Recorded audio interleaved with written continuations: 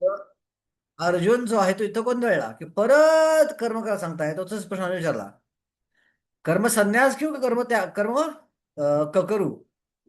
भगवान म्हणतात ऍक्च्युली दोघांमध्ये फरक नाहीये. ज्ञानमार्ग आणि कर्म संन्यास मार्गात फरक नाहीये. पण रेकमेंडेड काय आहे? ज्ञानी जरी असलास तरी कर्म करणं, निष्काम कर्मयोग करणं कधीही चांगलं. कारण निष्काम कर्म सर्व पतन व्हायची शक्यता फार कमी असते, पण ज्ञानयोगी स्तरावर पतन व्हायची शक्यता खूप जास्त असते. म्हणून बेटर कधीही जरी आपण ज्ञान स्तरावर गेलो असलो तरी निष्काम कर्म करणं चांगलं. आणि मग अशा ज्ञानस्तरावर येऊन निष्काम कर्म करायची लक्षणं काय आहेत? जो मूर्ख मनुष्य आहे तो दोघांमध्ये फरक करतो, पण जो बुद्धिमान मनुष्य आहे तो जाणतो की दोघांद्वारे एकच फळ मिळतं. अशा प्रकारे कोणती लक्षणं आहेत की ज्ञानी हा ज्ञानयोगी व्यक्ती निष्काम कर्म करत आहे? तर श्लोक क्रमांक 7 ते 12 मध्ये बघितलं आपण की तो जितेंद्रिय आहे, विजात्मा आहे, विशुद्ध आत्मा आहे. असं वाटते काही केलं तर तो बद्ध होत नाही. तो इंद्रिय भोगाचा इंद्रियाशी संपर्क आल्यावर किंवा इंद्रिय काम करते पण मी यापासून अलिप्त आहे हे जाणतो.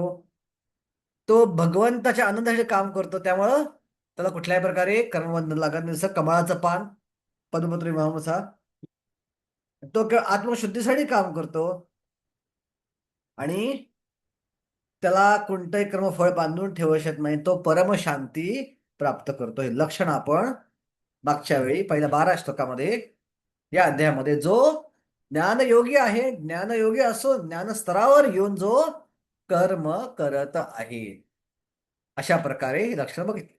आता आज आपण हा अध्याय संपवणार आहोत. लवकर संपवतो, की फार काय आज या अध्याय शिल्लक नाही. आपलं आज क्लास लवकर संपेल आपला. तर प्रामुख्यानं आता हे जाणल्यानंतर नक्की ज्ञानी होणं म्हणजे कसलं ज्ञान असणं? ज्ञानाचं स्तर म्हणजे काय? प्लॅटफॉर्म ऑफ नॉलेज म्हणजे काय हे जाणणं आवश्यक आहे. सो प्लॅटफॉर्म ऑफ नॉलेज का ज्ञानाचं स्तर हे भगवंतांनी श्लोक क्रमांक 13, 14, 15 आणि 16 मध्ये सांगितलं की नक्की ज्ञान असण्याचा अर्थ काय, कोण कर्म करतं, कोणावर रिॲक्शन येते, कोणाद्वारे कर्म केलं जातं, हे जाणणं आवश्यक आहे. तर त्याचं ज्ञान जे आहे की ज्ञानी कोणत्या स्तरावरून काम करतो, ज्ञानी लोकांचा स्तर काय आहे, त्यांचा प्लॅटफॉर्म काय आहे, हा जो आहे श्लोक क्रमांक 13 ते 16 मध्ये भगवंतांनी सांगितलं आहे. ओके. तर यात प्रामुख्यानं कर्ता कोण आहे हा प्रश्न आहे. ज्ञानी व्यक्तीला माहित पाहिजे नक्की काम कोण करतं. 13 मध्ये सांगितलंय, सर्व कर्माणि मनसा संन्या संन्यासस्या सुखी वशा नवद्वारे पुरे देही नैवं कुर्वन्त कारयन्. जेव्हा देहधारी जीव आपली प्रकृती संयमित करतो, सर्व कर्म आणि मनसा संन्यस्य असते आणि मनाद्वारे सर्व कर्माचा त्याग करतो. शरीराद्वारे करतो म्हटलेलं नाही, मनाद्वारे सर्व कर्मांचा त्याग करतो. तेव्हा तो कर्म न करता, तसेच कर्म न करिता 9 द्वारे असल्या नगरामध्ये सुखाने राहतो. मुळात ज्ञानयोगीचा प्लॅटफॉर्म काय आहे? तो कर्म करून कर्म नाही करत. याचा अर्थ काय आहे? बाह्यातकारी ऍक्टिव्हिटी करतो असं वाटतं, पण मनामधनं तो पूर्णपणे वैरागी आहे कर्माविषयी आणि कर्मफळाविषयी. प्युअर निष्काम कर्मयोगी जो आहे तो कर्माविषयी आसक्त आहे, कर्मफळाविषयी निरासक्त आहे. पण ज्ञानयोगी जो आहे, ज्ञानस्तरावर आल्यावरती त्याला कर्म करायची पण आवश्यकता नाहीये, तरी पण तो कर्म करतोय. आणि जरी त्यानं कर्म केलं, मनाद्वारे त्यानं पूर्णपणे कर्म आणि कर्मफळाची आसक्ती टाकलेली आहे आणि मनामध्ये तो कुठल्याच गोष्टी आसक्त नाहीये. त्यामुळं असं म्हणलंय श्लोकामध्ये की तो कर्म करतही नाही, करूनही घेत नाही, आणि त्यामुळं ऍक्टिव्हिटी केली काय आणि नाही केली काय. जरी ऍक्टिव्हिटी केली जी अदरवाईज इतर लोकांना बंधनात अडकून ठेवते, अशा ज्ञानस्तरावरच्या व्यक्तीला कर्म करूनही एरवी इतर वेळी व्यक्ती सुखी किंवा दुःखी होतो, हा व्यक्ती पूर्ण सुखी राहतो. कर्मामुळं याला कोणतेही दुःख येत नाहीये. आणि सुख कुठे राहतो? 9 दारं असलेल्या घरामध्ये. थोडक्यात 9 दार असलेलं घर कोणतं आहे? आपलं शरीर. तर तात्पर्याप्रमाणे श्लोक पट केलाय. नवद्वारे पुरे देही हंसो लीलायते वही वशी सर्वस्य लोकस्य स्थावरस्य चरस्य च. ओके. ही 9 दार कोणती आहेत? 2 डोळे. सो प्राण जातो की जीव जातो की आत्मा निघून जातो? बघा, जेव्हा व्यक्ती मरतो डोळे बंद करतात बघा. नाकामध्ये कापूस घालतात, कानामध्ये कापूस घालतात. का बरं? तर प्राण हा डोळ्यातनं जातो, जेव्हा डोळ्यातनं बाहेर जातो किंवा नाकातनं बाहेर जातो किंवा कानातनं बाहेर जातो. तर 2 डोळे, 2 कान, 4 झाले. 2 नाकपुड्या, 6 झाल्या. तोंड, 7 झालं. आणि गुदद्वार आणि आपलं ज्या ज्या ज्या इंद्रियात आपण मूत्र सोडतो ते 2 इंद्रिय जे आहेत, ज्याद्वारे आपण मल आणि मूत्र सोडतो ते 2 इंद्रिय, हे झाले 9. या 9 द्वाराद्वारे आत्मा जीवात्मा शरीर सोडतो. दरवाजे आहेत. सो ज्या व्यक्ती पापी असतो तेव्हा तो कुठनं सोडतो दरवाजा जीव? खालनं सोडतो, खालच्या 2 दरवाज्यात. आणि असं होत असताना ऍक्च्युअल तो मलमूत्र सोडतो.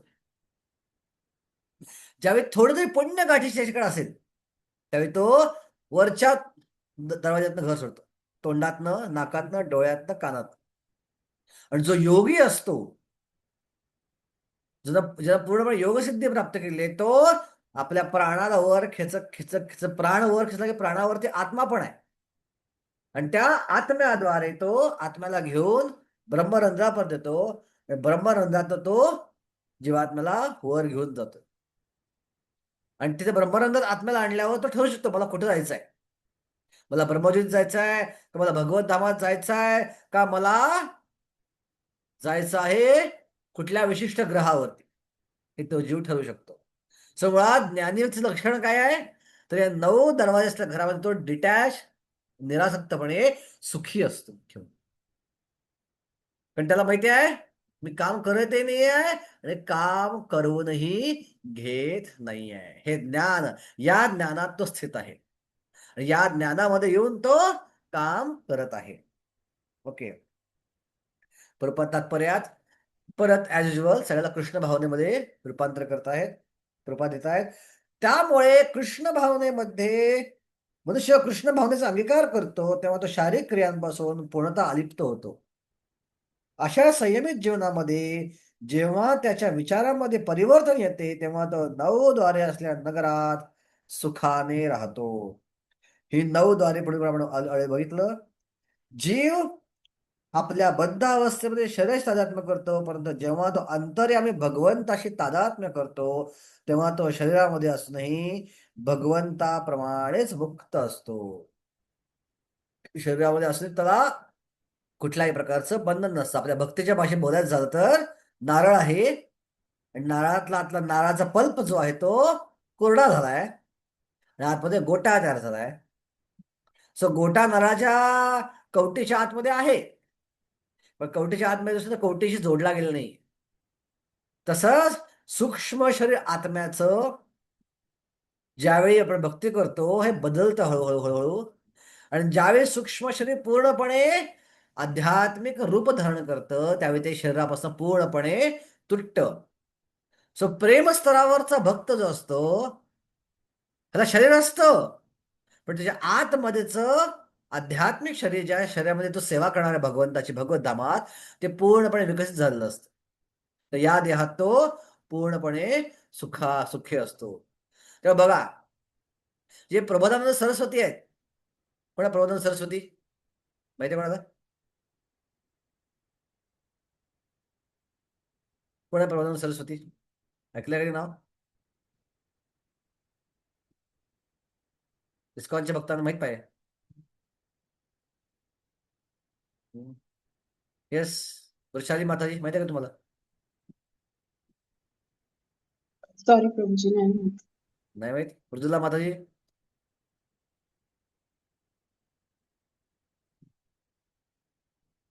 वल्लभीला माताजी.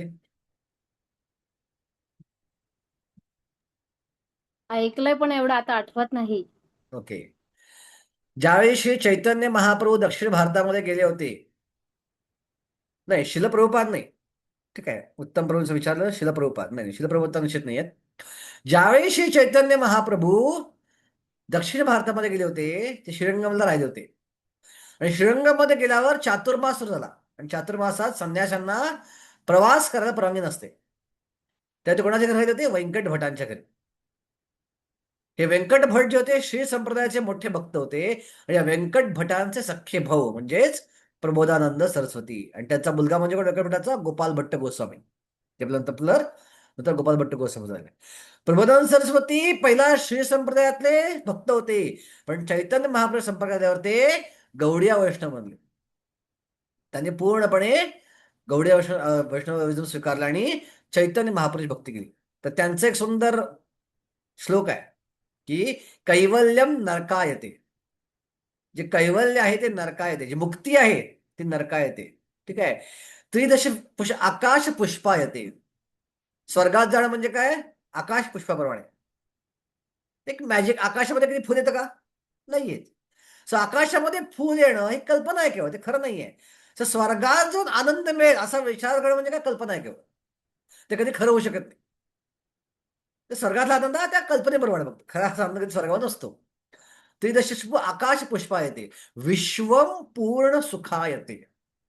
आश्चर्य वाटतं, कैवल्य नरक म्हणतात, मुक्तीला नरक म्हणतायत, स्वर्गीय आनंदाला आकाश पुष्प म्हणतात, पण विश्वम पूर्ण सुखा येते. कसं काय? असं कसं विचार वाटतं का? विश्वपूर्ण सुखा येते कारण का? भक्तीचा आश्रय घेतल्यामुळं, श्री चैतन्य महाप्रभू चरणांचा आश्रय घेतल्यामुळं आत्मा एवढा संतुष्ट आहे की विश्वाचे दुःख त्याला जाणवतच नाहीये.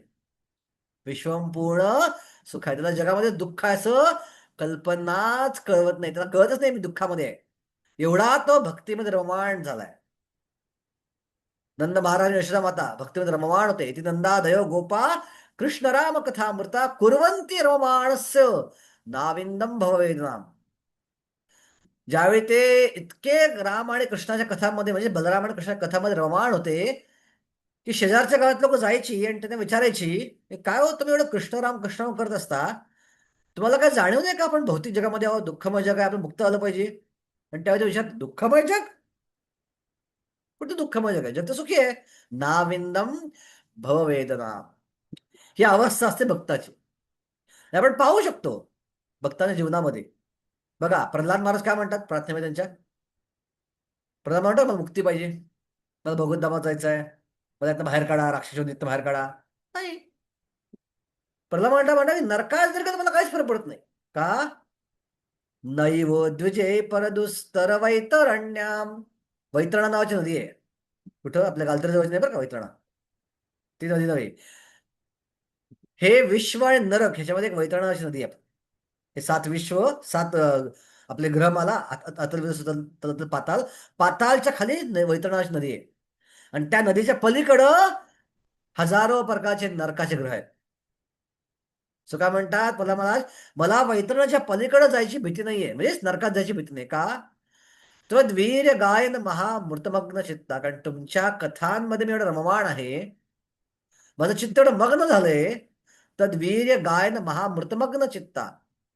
तर मला काहीच भीती वाटत नाहीये. नरकात जरी गेलो, मी तुमच्या नावात एवढा अब्झॉर्ड असेल, तुमच्या कथेमध्ये एवढा अब्झॉर्ड असेल की त्या नरकातले फटके, त्या नरकातल्या शिक्षा मला काहीच जाणीव करून देणार नाही.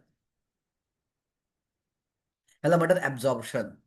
Okay, भक्तीमध्ये absorption. पण मला चिंता कोणाची वाटते, मला त्रास कसला होतोय?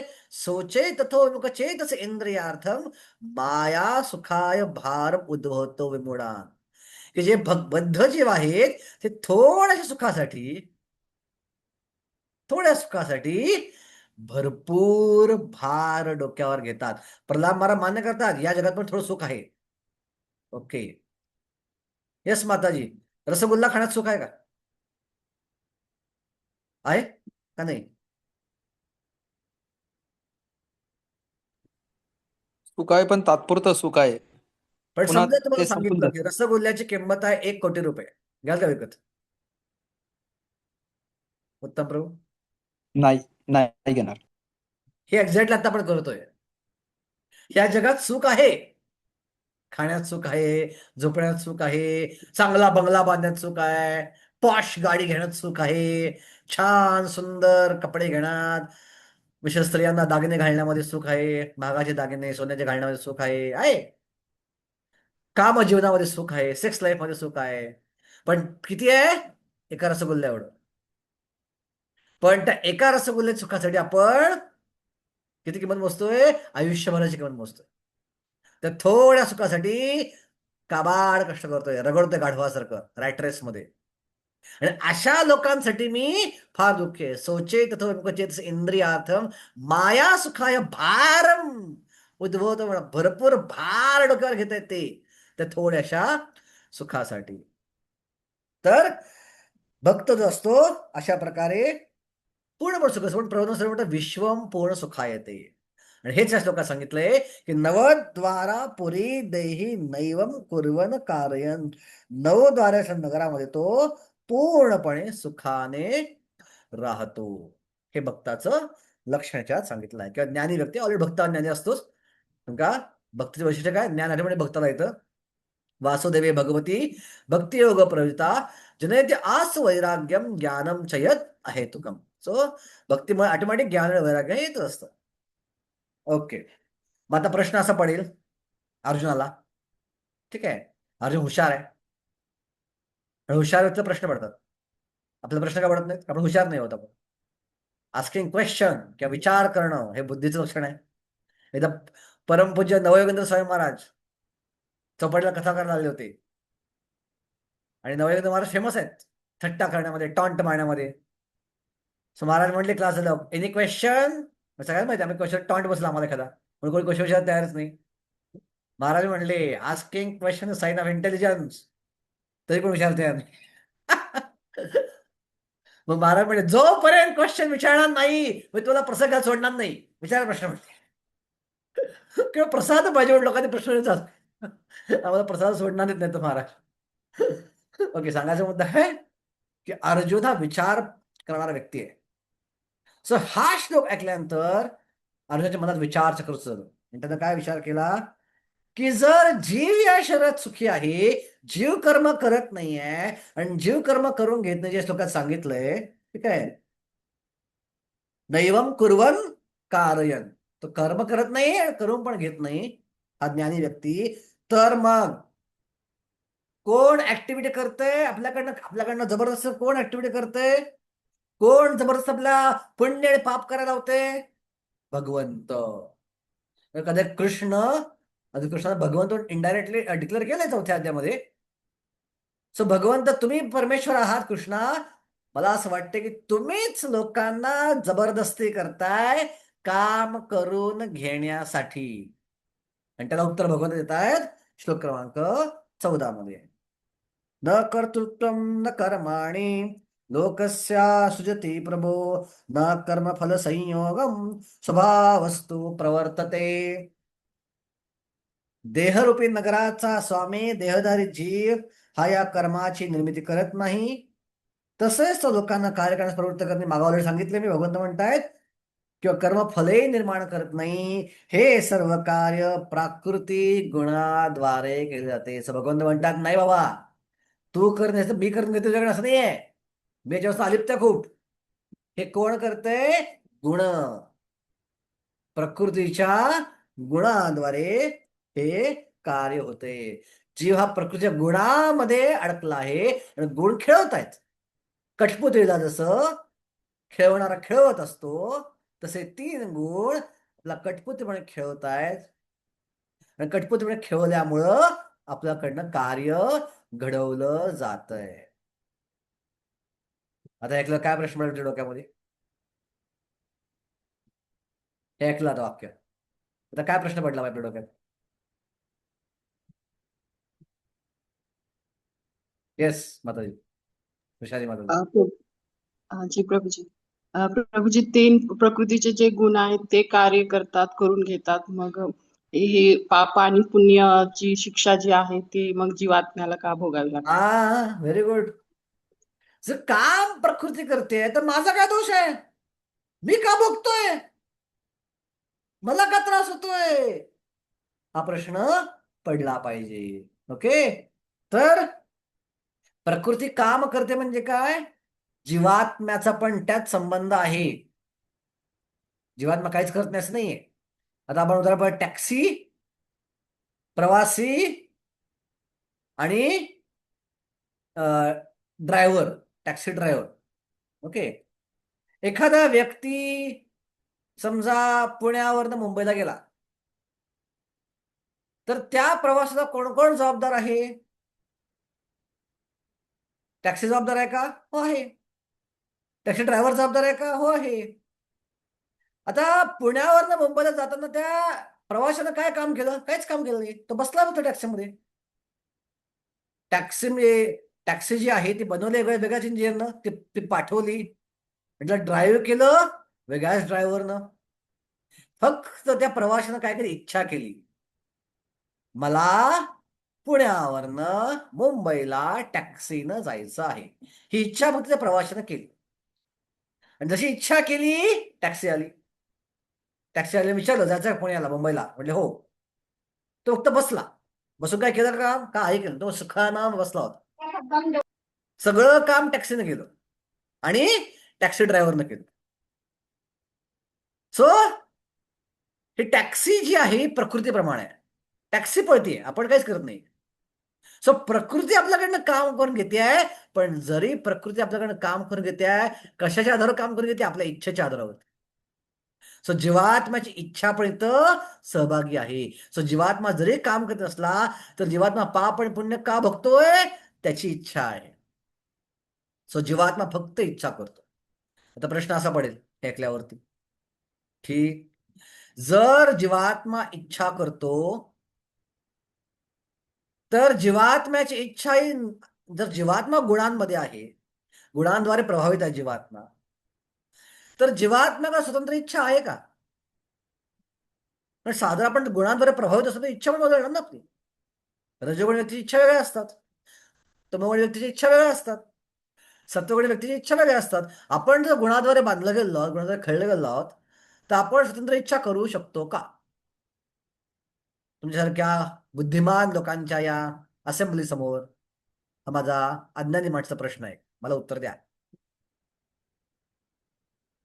तुझे बुद्धिमान महान भक्त आहात सगळे, मी एक अज्ञानी जीव आहे. मी श्लोक ऐकला आणि माझ्या मनात प्रश्न पडला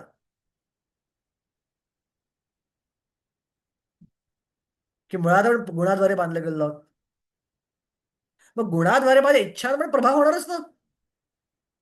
मग जीव स्वतंत्र इच्छा करू शकतो का? का करू शकत नाही? येस माताजी. प्रभूजी, जीवात्म्याकडे तेवढी स्वतंत्र आहे फक्त इच्छा करण्याची. तो इच्छा करू पण शकतो. माझी इच्छा जी आहे ही कशावर प्रभावित आहे? गुणाद्वारे. बरोबर ना? मी सत्वगुणात असेल तर माझी इच्छा, सकाळी सकाळी उठतं माझी इच्छा वेगळी असते. सकाळी शांत वाटतं, बरं वाटतं, चला वाटतं भक्ती करूया. दुपारी रजोगुण असतो, रात्री तमोगुण असतो, मग तमोगुण वाटतं की चला दारू पिऊया, डान्स करूया, पब मध्ये हे करूया ते करूया. सो माझ्या इच्छेवरच गुणांचा प्रभाव आहे. माझी इच्छा स्वतंत्र गुण आली. येस सुप्रिया माताजी. हरे कृष्ण प्रभूजी, दंडवत प्रणाम. हा. आपण इच्छा करू शकतो आणि हे प्रकृतीच्या 3 गुणांद्वारे म्हणजे सत्वगुण, रजोगुण, तमोगुणाद्वारे. पण जोपर्यंत भगवंत ह्याचं सँक्शन करत नाही तोपर्यंत ती इच्छा कम्प्लीट होत नाही. ते मान्य मला. भगवंतांनी अनुमती दिल्याशिवाय इच्छा पूर्ण होणार नाही. पण मुळात इच्छा होणं, भगवंत आपले कर्म पाहतात. आपण जे इच्छा करतो आपले कर्म पाहतात. कर्म मॅच होतात का त्या इच्छेला पूरक मागची, आणि मग ती इच्छा पूर्ण करतात भगवंत. पण मुळात इच्छा होणं ही जी गोष्ट आहे ह्याचं स्वातंत्र्य आपल्याकडे आहे का नाही, हा माझा प्रश्न आहे. तर सगळं प्रकृतीवर काम करून घेतलं जातं. स्वातंत्र्य आहे. स्वातंत्र्य आहे प्रभू, असं स्वातंत्र्य वाटतंय. इच्छा आहे का माहिती आपल्याला? नाही माहिती तर आहे असं वाटतंय, पण चुकू पण शकतं. ओके. किती लोकांना वाटतं आहे? त्यांनी हात हात वर करा. आपला स्वतंत्र इच्छा आहे, पूर्णपणे इच्छा करायला जे स्वतंत्र आहे त्यांनी थम्सअप करा. प्रभूजी इच्छा जरी आहे तरी पण हम्म. आता मला वाटते, माझी इच्छा आहे की मला खूप पैसा पाहिजे, करोडपती व्हायचंय. हा. माझी इच्छा असून उपयोग काय पण? हम्म. ते होत नाही ना ते. ती गोष्ट वेगळी आहे, ती पुढची गोष्ट आहे. होणार का नाही गोष्ट वेगळी आहे. पण तुम्हाला करोडपती व्हायचं आहे, ही तुमची पूर्ण स्वतंत्र इच्छा आहे, काही पण प्रभावित आहे गुणाद्वारे? हा प्रश्न माझा आहे.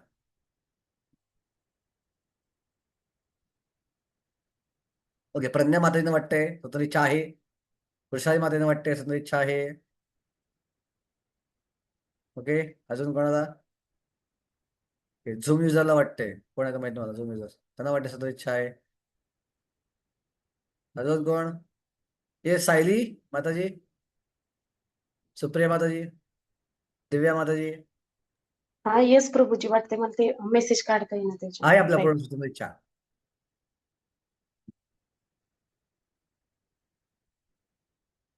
ओके, वल्लभीला माताजी काय वाटतं, आहे का नाही? आहे, पण आपल्या स्वभावानुसार त्यां त्या त्यां आणि प्रकृतीच्या गुणांनुसार त्या बदलत असतात मध्ये स्वतंत्र कशी आली? आपल्या इच्छा. आपल्या स्वभावानुसार आणि प्रत्येक गुणानुसार बदलत असतं, म्हणजे आपली स्वतः इच्छा कशी झाली? आपण ऐकलं का इस्कॉन मध्ये आल्यावर की जीवाला फ्री विल आहे? ऐकलं ना क्लासमध्ये? फ्री विल आपल्याकडे आहे. ठीक आहे, भगवान फ्री विल दिलेली आहे. पण फ्री विल म्हणजे माझ्याकडे फ्री आहे, मी कधी करू शकतो ती इच्छा. पण जर ती स्वभावानुसार बदलती आहे, गुणाद्वारे प्रभावित होते, ती स्वतंत्र कशी झाली? प्रश्न माझा आहे. प्रभूजी कृष्ण प्रभूजी, जसं की एका खुंट्याला भगवंत एखादा प्राणी जर बांधलेला गेला असेल, तर तो कुठपर्यंत फिरेल? की त्या खुंट्याच्या जेवढी दोरी लांब आहे तेवढाच तो फिरेल. बरोबर तशा आहे. आपल्या जी इच्छा आहेत त्या प्रकृतीने नियंत्रित केल्यामुळे ते तेवढ्याच पूर्ण होऊ शकतील, असं मला वाटतंय. काही प्रमाणात तुमचं उत्तर बरोबर आहे. तर बेसिकली आपण समजून घेतलं पाहिजे की बद्ध अवस्थेमध्ये ऍक्च्युअली आपल्याला फ्री विल नाहीये, ऍक्च्युअली स्वतंत्र इच्छा नाहीये. तर आपल्या ज्या काही इच्छा आपण करतोय त्या गुणांद्वारे प्रभावित आहे. जसं मगाशी प्रभूजी म्हणले, उत्तम प्रभूजी, मला 1 कोटी घ्यायची, 1 कोटी रुपये प्राप्त करायची इच्छा आहे. ही इच्छा कशाने प्रभावित आहे? रजोगुणाद्वारे. प्राप्त करणं हे कसं कसं लक्षण आहे? रजोगुणाचं. रजोगुण खेचला गेला की असं काही इच्छा म्हणतात, गाडी पाहिजे, बंगला पाहिजे, पैसा पाहिजे. ठीक आहे, मला 12 तास झोपायची इच्छा आहे. अशी जेव्हा इच्छा होती, आपण ओळखलं पाहिजे तमोगुण काम करतोय. आळस खूप जास्त यायला लागलाय आणि आळसात पडून राहायची इच्छा पडते कधी, काहीच करायची इच्छा नाही, आळसात पडून राहावं असं वाटतं कधी. तमोगुण काम करतोय. कधी वाटतं चला मंदिरात जाऊया, सेवा करूया, थोडं काहीतरी वाचन करूया, भक्ती असते क्लासला येऊया. काय ओळखलं पाहिजे? सत्वगुण आपल्याला काम करतो. पण या सगळ्या अवस्थेमध्ये जसं मगाशी वृषालीमध्ये म्हणलं, बांधलो गेलो आहोत आणि जशी दोरी सुटत जाईल आपलं स्वातंत्र्य वाढत जाईल. सो आता पूर्ण बद्ध अवस्थेमध्ये आपल्याला फक्त एकच इच्छा आहे, भगवंताकडे जायचं का भगवंतापासून दूर जायचं. ही एकच इच्छा जीवाला आहे. ज्या क्षणी जीव भगवंतापासून दूर जायचा विचार करतो, गुण काम करतो आणि गुणाद्वारे इच्छा बदलणं, इच्छा सगळं प्रभावित लागतं, सगळ्या इच्छा बदलत जातात आपल्या. ओके, पण ज्या क्षणी आपल्या जीवनात भगवंताच्या इच्छेनं, यादृच्छया स्वेच्छेनं भक्त प्रवेश करतात आणि भक्तांकडनं ऐकून आपण आपली पहिली स्वतंत्र इच्छा वापरतो की मला भगवंताकडे वळायचं आहे. आणि मोमेंट आपण भगवंताकडे वळायचं ठरलं, ही स्वतंत्र इच्छा भगवंत कधी काढून घेतात आपल्याकडे. किती जरी गुणांनी काम केलं आपल्यावरती, कुठल्याही अवस्थेमध्ये भगवंताकडे वळायचं का नाही ही इच्छा आपल्याकडे असते. आणि ज्या क्षणी जीव ठरतो भगवंताकडे वळायचं, त्या क्षणी गुणांचा प्रभाव कमी व्हायला लागतो. म्हणजे जसं मगाशी माताजी म्हणल्या, दोरी हळूहळू सुटायला लागते आणि तेव्हापासून खरी फ्री विल विकसित आपल्याकडे व्हायला लागते. आणि ते फ्री विल कम्प्लीट डेव्हलप कधी होते? आपण जेव्हा भगवत धामात जाऊ किंवा पूर्ण गुणापासून मुक्त होऊ, त्यावेळी खरी फ्री विल ही पूर्णपणे आपल्याकडे डेव्हलप होईल की आपण पूर्णपणे स्वेच्छेने ठरवतो भगवंताची सेवा करायची का नाही. तर हे आपण समजून घेतलं पाहिजे. अन्यथा या इच्छे व्यतिरिक्त सगळ्या इच्छा या गुणांद्वारे प्रभावित असतात, त्या पूर्णपणे फ्री आहेत असं आपण म्हणू शकत नाही. ओके, येस, वृषाली माताची क्वेश्चन आहे का? प्रभूजी, जसं की तुम्ही म्हणलात की आपल्या इथल्या ज्या भौतिक जगातल्या ज्या इच्छा आहेत ते 3 गुणाच्या प्रभावाखाली आहेत. हम्म, आणि इथं यायच्या आधी जो जीवात्मा आहे हम्म. तो भगवंताचा अंश आहे ना, तो हो. भगवंतासारखाच आहे तो गुणाने. मग त्याच्यामध्ये हे असं कसं काय आलं की त्याला भगवंतापासून दूर मिलियन होण्याची. Dollar million dollar question. आध्यात्मिक जगामध्ये जीवात्म्यामध्ये इच्छा आलीच कुठून, कशी येऊ शकते? बरोबर ना, जो प्रश्न आहे. पण जीव भगवंतासारखा आहे, सच्चिदानंद आहे तिथं ना जीव. मग कशी काय येऊ शकते? का येऊ शकते? कारण आपण जरी सच्चिदानंद असलो तरी आपण सूक्ष्म आहोत, आपण अनंत नाही आहोत. आणि सूक्ष्म जीव असल्यामुळं सूक्ष्म जीव आपल्या सतत इच्छा करायची क्षमता भगवंताने दिल्यामुळे तिथं ही इच्छा करू शकतो की मला भगवंतापासून दूर जाऊन अनुभव घेऊन बघायचा आहे. ओके, मला कंट्रोलर राहून बघायचं आहे. ही इच्छा जीव करू शकतो. आणि मोमेंट ही इच्छा जीव करतो, मायादेवी काम करते. आणि मायादेवी अज्ञानाचा पडदा टाकते. आणि अज्ञानाचा पडदा टाकल्यामुळे जीव सुद्धा विसरून जातो आणि तो नियंत्रक समजून जगामध्ये येऊन काम करतो. सो कशी येऊ शकते? येऊ शकते कारण का जीव अत्यंत सूक्ष्म आहे. आणि अत्यंत सूक्ष्म असल्यामुळं तो कधी प्रकृतीच्या आधिपत्याकडे होऊ शकतो आणि कधी भगवंताच्या आधिपत्याकडे होऊ शकतो. पण तटस्थ आहे जीव, म्हणून तसं होऊ शकतं. आता एक्झॅक्टली काय झालं हे आपण सांगू शकत नाही. तिकडनं खाली पडताना ते आपल्याला प्रेमस्तरावर गेल्यावर पण कळणार नाही. ते भगवत धामात गेल्यावर पण कधी आपल्याला कळणार नाही आपण का खाली पडलो ते. जसं मागच्या बोललो भक्ती ठाकूर सांगितले भक्त्या लोकमध्ये काही गोष्टीची अनुभूती लगेच येते, काही गोष्टी अनुभूती शुद्धीकरण झाल्यावर येते, काही गोष्टी अनुभूती भावस्तरावर झाल्यावर येते, काही गोष्टी अनुभूती प्रेमस्तरावर गेल्यावर येते, काही गोष्टी अनुभूती भगवत धामात गेल्यावर येते आणि काही गोष्टींची अनुभूती कधीच येत नाही. त्यातला एक प्रश्न आहे, आपण तिकडनं का खाली पडू हे सांगणं अशक्य आहे. ओके, आता हे सांगणं फार अशक्य आहे. पण निश्चित पडण्याची क्षमता मात्र आहे आपल्याकडे. पण आपण सूक्ष्म आहोत, आपण अत्यंत अणू आहोत. अणु जीवात्मा हा मायेच्या आधिपत्याखाली येऊ शकतो. ओके, प्रभूजी, मला आणखीन एक प्रश्न येतो मनात की ठीक आहे, तिथं जीवात्म्याने इच्छा केली, तिथं एक इच्छा केली की कंट्रोलर व्हायचे. पण भगवंतानी तर भौतिक जग निर्माण करून इथं टाकलं त्याला, तर इथं तर करोडो इच्छा आहेत ना. इथं तर न संपणाऱ्या इच्छा आहेत. अशा चक्रामध्ये टाकलं की तो बाहेर निघणं अशक्य आहे असं भगवंतांनी या मला. चक्रावर टाकलं, पण टाकताना वेद पण दिले, टाकताना देवता पण दिल्या, टाकताना भगवद्गीता पण दिली, भक्त पण दिले. ओके, सहयज्ञा प्रजा सृष्टा पुरोवाच, तिसरा अध्याय 8 आपण बघितलं बघा. सहयज्ञा प्रजा सृष्टा पुरोवाच प्रजापती अनेन प्रसवित एष्टवेष्ट कामधू. तुला भोगायचं ना बाबा, जा या जगात भोग. पण भोगताना कसं भोग? या यज्ञ करून भोग. भगवंत रचना अशी केली की भोगताना यज्ञ करावा लागेल. यज्ञ करताना तो नकळतपणे ते इच्छेला शुद्ध करू शकेल आणि परत भगवत धामाकडे वळायचा विचार करू शकेल. किती भगवंताची करुणा आहे बघा, जीवाला जगात पाठवून सुद्धा. की जा बाबा, जसं आई किंवा वडील मुलाला घरापासून दूर पाठवतात, पण जवळ मोबाईल देतात, जवळ पैसे देतात, जवळ काही साधनं देतात की आणि सांगतात कधी पैसे सांग, अकाउंटमध्ये पैसे टाकीन. खूप काळजी असते, प्रत्यक्ष फोन चालू असतो. सो भगवंत हे हजारो आयांचं हृदय एकत्र केल्यावर जे हृदय बनतं ते भगवंताचं हृदय आहे. मग त्याला असंच करू देतील? नाही. सो आध्यात्मिक जगातनं भोजन टाकताना खूप काळजी घेतली आपली. पण झाला काय प्रॉब्लेम? आपण त्याला सिरियसली घेतलं नाही. आपण आपल्या इच्छा भोगत राहिलो आणि भोग जिथं आला तिथं इच्छा वाढणारच. पुरे नाजनी लोभरे क्षमते आते, म्हणून ज्यांनी मागवता हे होणारच. पण भगवंतांनी संयम ठेवला की भलेही तू इतके कोट्य जन्म इथं आहेस, मी वाट पाहतो तुझी, आणि एक क्षण तू वळ माझ्याकडं, मी तयार आहे तुला मदत करा, ये परत. ही भगवंताची करुणा आहे. एक गोष्ट आहे, भगवंत का करत नाहीयेत, फोर्सफुल आणत नाहीत परत, फटकेतून का आणत नाही परत? भगवंताची इच्छा आहे माझ्यावर जे प्रेम करावं ते पूर्णपणे स्वतंत्र इच्छेनं करावं. जबरदस्ती कुठली माझ्यावर प्रेम करताना असता कामा नये. फटका म्हणून मी त्याला परत आणणार नाही. त्याला कळू दे आणि तो माझ्यावर स्वेच्छेनं प्रेम करू दे. मग त्याला भगवत धामात घेऊन येईल. ठीक. जी प्रभूजी तुम्ही म्हणलात की भगवंताने वेद दिले आहेत. हम्म. ते वेदामध्ये तर जास्त म्हणजे कसं शास्त्राध्ययन करून कसं जास्त इंद्रिय तृप्ती करून नंतर तो देवाकडे वळेल. हा, कारण का डायरेक्ट त्याला भगवत धामात आणता येईल, त्याची इच्छा संपणारच नाही. मग त्याची इच्छा पूर्ण न करता त्याला कळलं पाहिजे ना की इथं काय आनंद नाहीये, आणि त्याला इच्छा भोगून बघितली पाहिजे, तर त्याला कळणार ना आनंद नाहीये इथं. सो डायरेक्ट त्याला आणलं असतं भगवत धामात, तर परत त्याला इच्छा केली असती, परत खाली पडला असता. आता भगवंताची इच्छा काय आहे? तो परत वराला खाली येता कामा नये, हे भगवंताची इच्छा आहे. म्हणून त्याला भोगाची संधी पण दिली आहे. बुद्धेंद्रिय मन प्राणाम लोकानां प्रभू मात्रार्थमच भवार्थमच आत्मने अकल.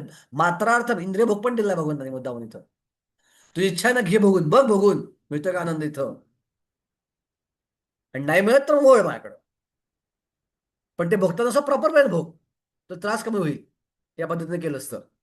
ओके. म्हणून वेदामध्ये कर्मकांड सांगितलं जास्त, आणि फार थोडं ज्ञानकांड, फार थोडं भक्तिकांड सांगितलंय, जेणेकरून कर्मकांड फसशील तर फ्रस्ट्रेट होशील, मग तू ज्ञानकांड आणि भक्तिकांडाकडे वळ. ओके. हा त्यामागचा उद्देश आहे. जी प्रभूजी, धन्यवाद प्रभूजी. परंतु प्रभूजी 99% लोकांना तर माहितीच नाही म्हणजे वेदांचं ज्ञान असेल, शास्त्रामध्ये काय लिहिलेलं असेल, तर हा तर सगळ्यात मोठा प्रॉब्लेम आहे. म्हणून तर भगवंत भक्तांना पाठवतात, प्रभुपादांना पाठवतात, साधूंना पाठवतात, स्वतः अवतार घेतात, शास्त्र पाठवले आहेत. कलियुगाचे प्रमाण जास्त असतं, कारण का कलियुगात कव्हरिंग जास्त आहे, डार्कनेस जास्त आहे कलियुगात.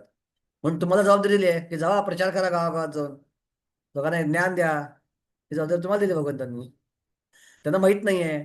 आपल्या कोणी सांगितलं म्हणून आपण भक्तीमध्ये आलो, आता आपण लोकांना सांगत आहे तुम्ही करा आता. ओके. ओके. तर कळला श्लोक की आपल्या स्वतंत्र इच्छा आपल्याला आहे, पण स्वतंत्र इच्छा ती गुणाद्वारे प्रभावितच आहे. आपली एकच स्वतंत्र इच्छा आहे, भगवंताकडे जायचं का नाही, ही मात्र भगवंत कधी आपल्याकडनं काढून घेत नाही. ओके. आता मग प्रश्न असा पडतो, जसं मगाशी माताजी म्हणल्या की पाप आणि पुण्य कोण बघतं? जर जीवात्मा कर्म करतच नाहीये, प्रकृती कर्म करते, तर पाप आणि पुण्य कोण बघतं? भगवंत बघतात का पाप आणि पुण्य? नाही. ते कोण बघतं? हे या ज्या श्लोकामध्ये सांगितले, श्लोक 15 मध्ये. ना दत्ते कस्यचित पापम न चैव सुकृतं विभू अज्ञानेन अज्ञानेन आवृतम ज्ञानम तेन मय्यन्ति जंतवः. तसे भगवंत कोणाचंही पाप किंवा पुण्य कर्मे ग्रहण करीत नाही, तथापि देहधारी जीव हे त्यांच्या वास्तविक ज्ञान आच्छादित करणाऱ्या अज्ञानामुळे होत होतात. असा विचार करत नाही प्रकृती काम करते, जीवात्मा काहीच करत नाही. भोगतोय कोण? भगवंत भोगतायत नाही, जीवात्माच भोगतोय. कशामुळे भोगतोय? त्याच्या अज्ञानामुळं. जसं तुम्ही माताजी मगाशी म्हणला आता, वृषाली माताजी, हे नवाईट लोक भोगतायत. हा, कशामुळं? अज्ञानामुळं, स्वतःला शरीर समजल्यामुळं, शरीराशी आसक्ती असल्यामुळं. ठीक आहे, जीवात्मा हे भोगतोय. सो काय होतं? सगळ्यात पहिला जीवात्मा आध्यात्मिक जगात भौतिक जगामध्ये येतो. प्रकृती काय करते? सगळ्यात पहिल्यांदा सगळ्यात पहिला अज्ञान किंवा इग्नोरन्स आपल्या शरीरावर पडला टाकला होतो, इग्नोरन्सचा. त्यामुळे काय होती? सगळ्यात अविद्या येते. आपण विसरतो आपण कोण आहे, आपल्या अविद्या येते.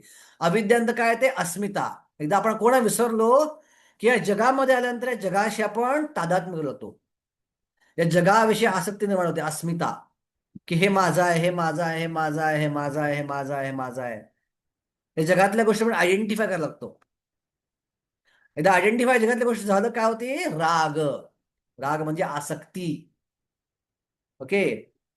की आता आयडेंटिफाय झाल्यावर आपण मालकी हक्क दाखवत होतो त्या गोष्टीवर. रागानंतर द्वेष. एखादी गोष्ट काढून घेतली आपल्याकडनं, काय होतं? द्वेष. ओके. आणि द्वेष नंतर अभिनिवेश. अभिनिवेश म्हणजे मृत्यूच्या वेळी निर्माण होणारी भीती. कारण मृत्यूच्या वेळी सगळं भोगलेलं एका क्षणामध्ये उचकटून काढून घेतलं, ती भीती म्हणजे अभिनिवेश. सो या अविद्या, अस्मिता, राग, द्वेष आणि अभिनिवेश याच्यामध्ये जीवात्मा अडकून पडतो, पण तो पडदा घातला असतो. आणि ज्यावेळी विद्या येते ती विद्या काय करते? या पडद्याला दूर करते. या पडद्याला दूर केल्यानंतर आपलं खरं स्वरूप काय आपल्याला जाणवावं लागतं आणि ते आसक्ती सुटत सुटत सुटत जाते. आपल्या खऱ्या स्वरूपाकडून पळत परत आपण जायला लागतो. सो मुळात का भोगतो आपण? आपल्या अविद्येमुळं. सो जो ज्ञानी आहे तो काय करतो? अविद्येला जाळून टाकतो ज्ञानाद्वारे. अविद्येला जाळल्यामुळं तो पाप आणि पुण्य दोन्हीही भोगत नाही. ना भगवंत भोगतात ना प्रकृती भोगते. फक्त जो जीवात्मा शरीराशी तादात्म्य करतो, शरीराला आज्ञा, स्वतः शरीर समजतो, तो जीवात्मा हे सगळं भोगत असतो. ओके, बघा, काही जे तुम्ही वृषालीमध्ये प्रश्न विचारला, प्रभुपादाने उत्तर दिले या श्लोकाच्या तात्पर्यामध्ये. शेवट पहिल्या परिच्छेदाच्या सरळ मध्याच्या पहिल्या शेवटी तथापि भगवंत सर्व इच्छांची पूर्तता करू शकतात आणि सर्वांसाठी भगवंताकडे समभाव असल्यामुळे ते सूक्ष्मरित्या स्वतंत्र असणाऱ्या जीवात्म्याच्या इच्छांमध्ये व्यत्यय आणत भगवंत कंट्रोल करू शकतो आपल्याला. भगवंत एक बटन दाबलं तेवढा प्रचार करायची गरज पण नाही. एका क्षणासाठी भगवंताचा भगवंताने एक बटन दाबलं सगळ्या आपण शुद्ध होतो एका मिनिटात आणि लगेच भगवंतामात जाऊ. ज्याला इच्छा असेल, इच्छा आहे ना इच्छा नाहीये, पण भगवंतात नको येते. कुणाच्या इच्छेमध्ये मला व्यत्यय आणत नाहीत. जो सिगरेट पितोय त्याच्यावरती पण भगवंत आहेत ना. भगवंत का सांगत नाही त्याला की सिगरेट पिऊ नकोस, ते हानिकारक आहे? त्याची इच्छा, मी व्यत्यय आणणार नाही, त्याला भोगू दे सिगरेट पिऊन. मग कॅन्सर झाल्यावर जर त्याला बुद्धी आली तर कदाचित तो सोडेल, नाही बुद्धी आली तर भोगू द्या तुम्ही पुढचं. हे भगवंत जरी प्रेम करत आपल्यावर पण वैरागी पण आपल्याला बघत असतात. कारण का? आपलं शुद्धीकरण व्हावं, आपल्याला शिक्षा मिळावी, आपल्या योग्य बुद्धी यावी म्हणून. तरी जेव्हा मनुष्य श्रीकृष्णाच्या प्राप्तीची इच्छा करतो तेव्हा भगवंत त्याची विशेष काळजी घेतात. जेव्हा वळतो आपण भगवंताकडं तेव्हा भगवंताला आपल्या ताब्यात घेतात. आता अशा व्यक्तीच्या इच्छेमध्ये भगवंत व्यत्यय आणतात. अशा व्यक्तीला जर काही वाईट काम करायला गेला, जो भक्त बनतोय, साधना मार्गात लागलाय आणि त्याच्या मनात काही वाईट विचार आले आणि तो चुकीच्या ठिकाणी जायला लागला तर भगवंत इंटरफिअर करतात. भगवंताला सहजगत्या करू देतात त्या गोष्टी. त्यातनं सांगतात चुकीचं आहे, चुकीचं आहे, करू नकोस, करू नकोस, करू नकोस. तो आता माझ्याकडे वळतोय आणि त्याला मला परत जोर घेऊन जाऊ द्यायचं नाही, जेणेकरून जीव भगवत प्राप्ती करू शकेल आणि नित्य आनंदी होऊ शकेल. म्हणून स्वरूपतः जीव सच्चिदानंद असला तर त्याच्या सूक्ष्मत्वामुळे त्याला त्याच्या भगवत सेवेच्या वास्तविक मूळ स्वरूपाचे विस्मरण होते. सूक्ष्मत्वामुळे जरी सच्चिदानंद आहे पण तो खूप सूक्ष्म आहे आणि तो अज्ञानग्रस्त होतो. अज्ञानाच्या प्रभावामुळे जीव म्हणतो की भगवंत हेच आपल्या बद्ध अवस्थेस जबाबदार आहे. ओके ओके, पण आता जीवाला हे कधी कळेल की अशा प्रकारे आसक्त म्हणून दुःख भोगतोय? ज्यावेळी तो ज्ञान अवस्थेमध्ये स्थित होईल. हे सांगितलंय 6 श्लोकामध्ये. ज्ञानेन तु ज्ञानम येषां नाशितम आत्मनः तेषाम आदित्यवद ज्ञानम प्रकाशयति तत्परम. जेव्हा अज्ञानाचा नाश करणाऱ्या ज्ञानाने जीव प्रबुद्ध होतो, जेव्हा तेव्हा तेव्हा ज्याप्रमाणे सूर्य दिवसा सर्व वस्तूंना प्रकाश करतो त्याप्रमाणे त्याचे ज्ञान सर्व गोष्टी प्रकट करते. तर बघा, महामाया जी आहे किंवा प्रकृती जी आहे त्याच्या 2 शक्ती आहेत. एक आहे मायाच्या 2 शक्ती आहेत. एक आहे महामाया, मायाच्या 2 शक्ती आहेत, विद्या आणि अविद्या. किंवा प्रकृतीच्या 2 शक्ती आहेत, विद्या आणि अविद्या. अविद्येचे 2 प्रकार आहेत परत, आवरणात्मिका शक्ती आणि प्रक्षेकात्मिका शक्ती.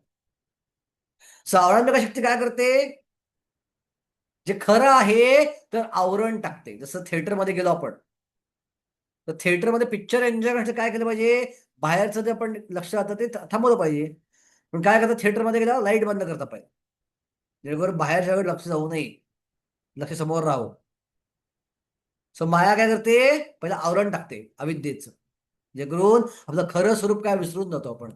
मी आत्मा, मी भगवंताचा सेवक आहे, मी ही सेवा करतो भगवंतामात विसरून जातो. आणि मग काय केलं जातं? त्या स्क्रीनवरती प्रक्षेपण केलं जातं पिक्चरचं. त्या पिक्चरमध्ये व्यक्ती पूर्णपणे गढून जातो आणि असा बघत असतो, तुला वाटतं तेच खरं आहे, ते पडद्यावर दाखवली खरी वास्तविकता आहे असं त्याला वाटतं. आणि तो कधी कधी खरं गढून जातो आणि तो रडायला लागतो, डोळ्यातनं पाणी आलं त्याच्या एखादा इमोशनल सीन आल्यावरती. तर खरोखरच घडतंय, अरे ते खोटे ड्रामा करतायत. किंवा एखादा ऍक्शन सीन आल्यावर तो मार मार मार करतो. ठीक आहे, का होतं असं? का प्रक्षेपण, प्रक्षेपात्मक शक्ती चुकीच्या गोष्टीचं प्रक्षेपण करते आणि त्या प्रक्षेपण केलेल्या गोष्टी ज्या आहेत भौतिक जगातल्या त्याच खऱ्या आहेत असं मला वाटतं. बरेचदा बघितलं मी आमच्या घरातल्या बायकांना, ते टीव्ही सिरियल पाहतात आणि टीव्ही सिरियल पाहून झाल्यावर चर्चा करतात.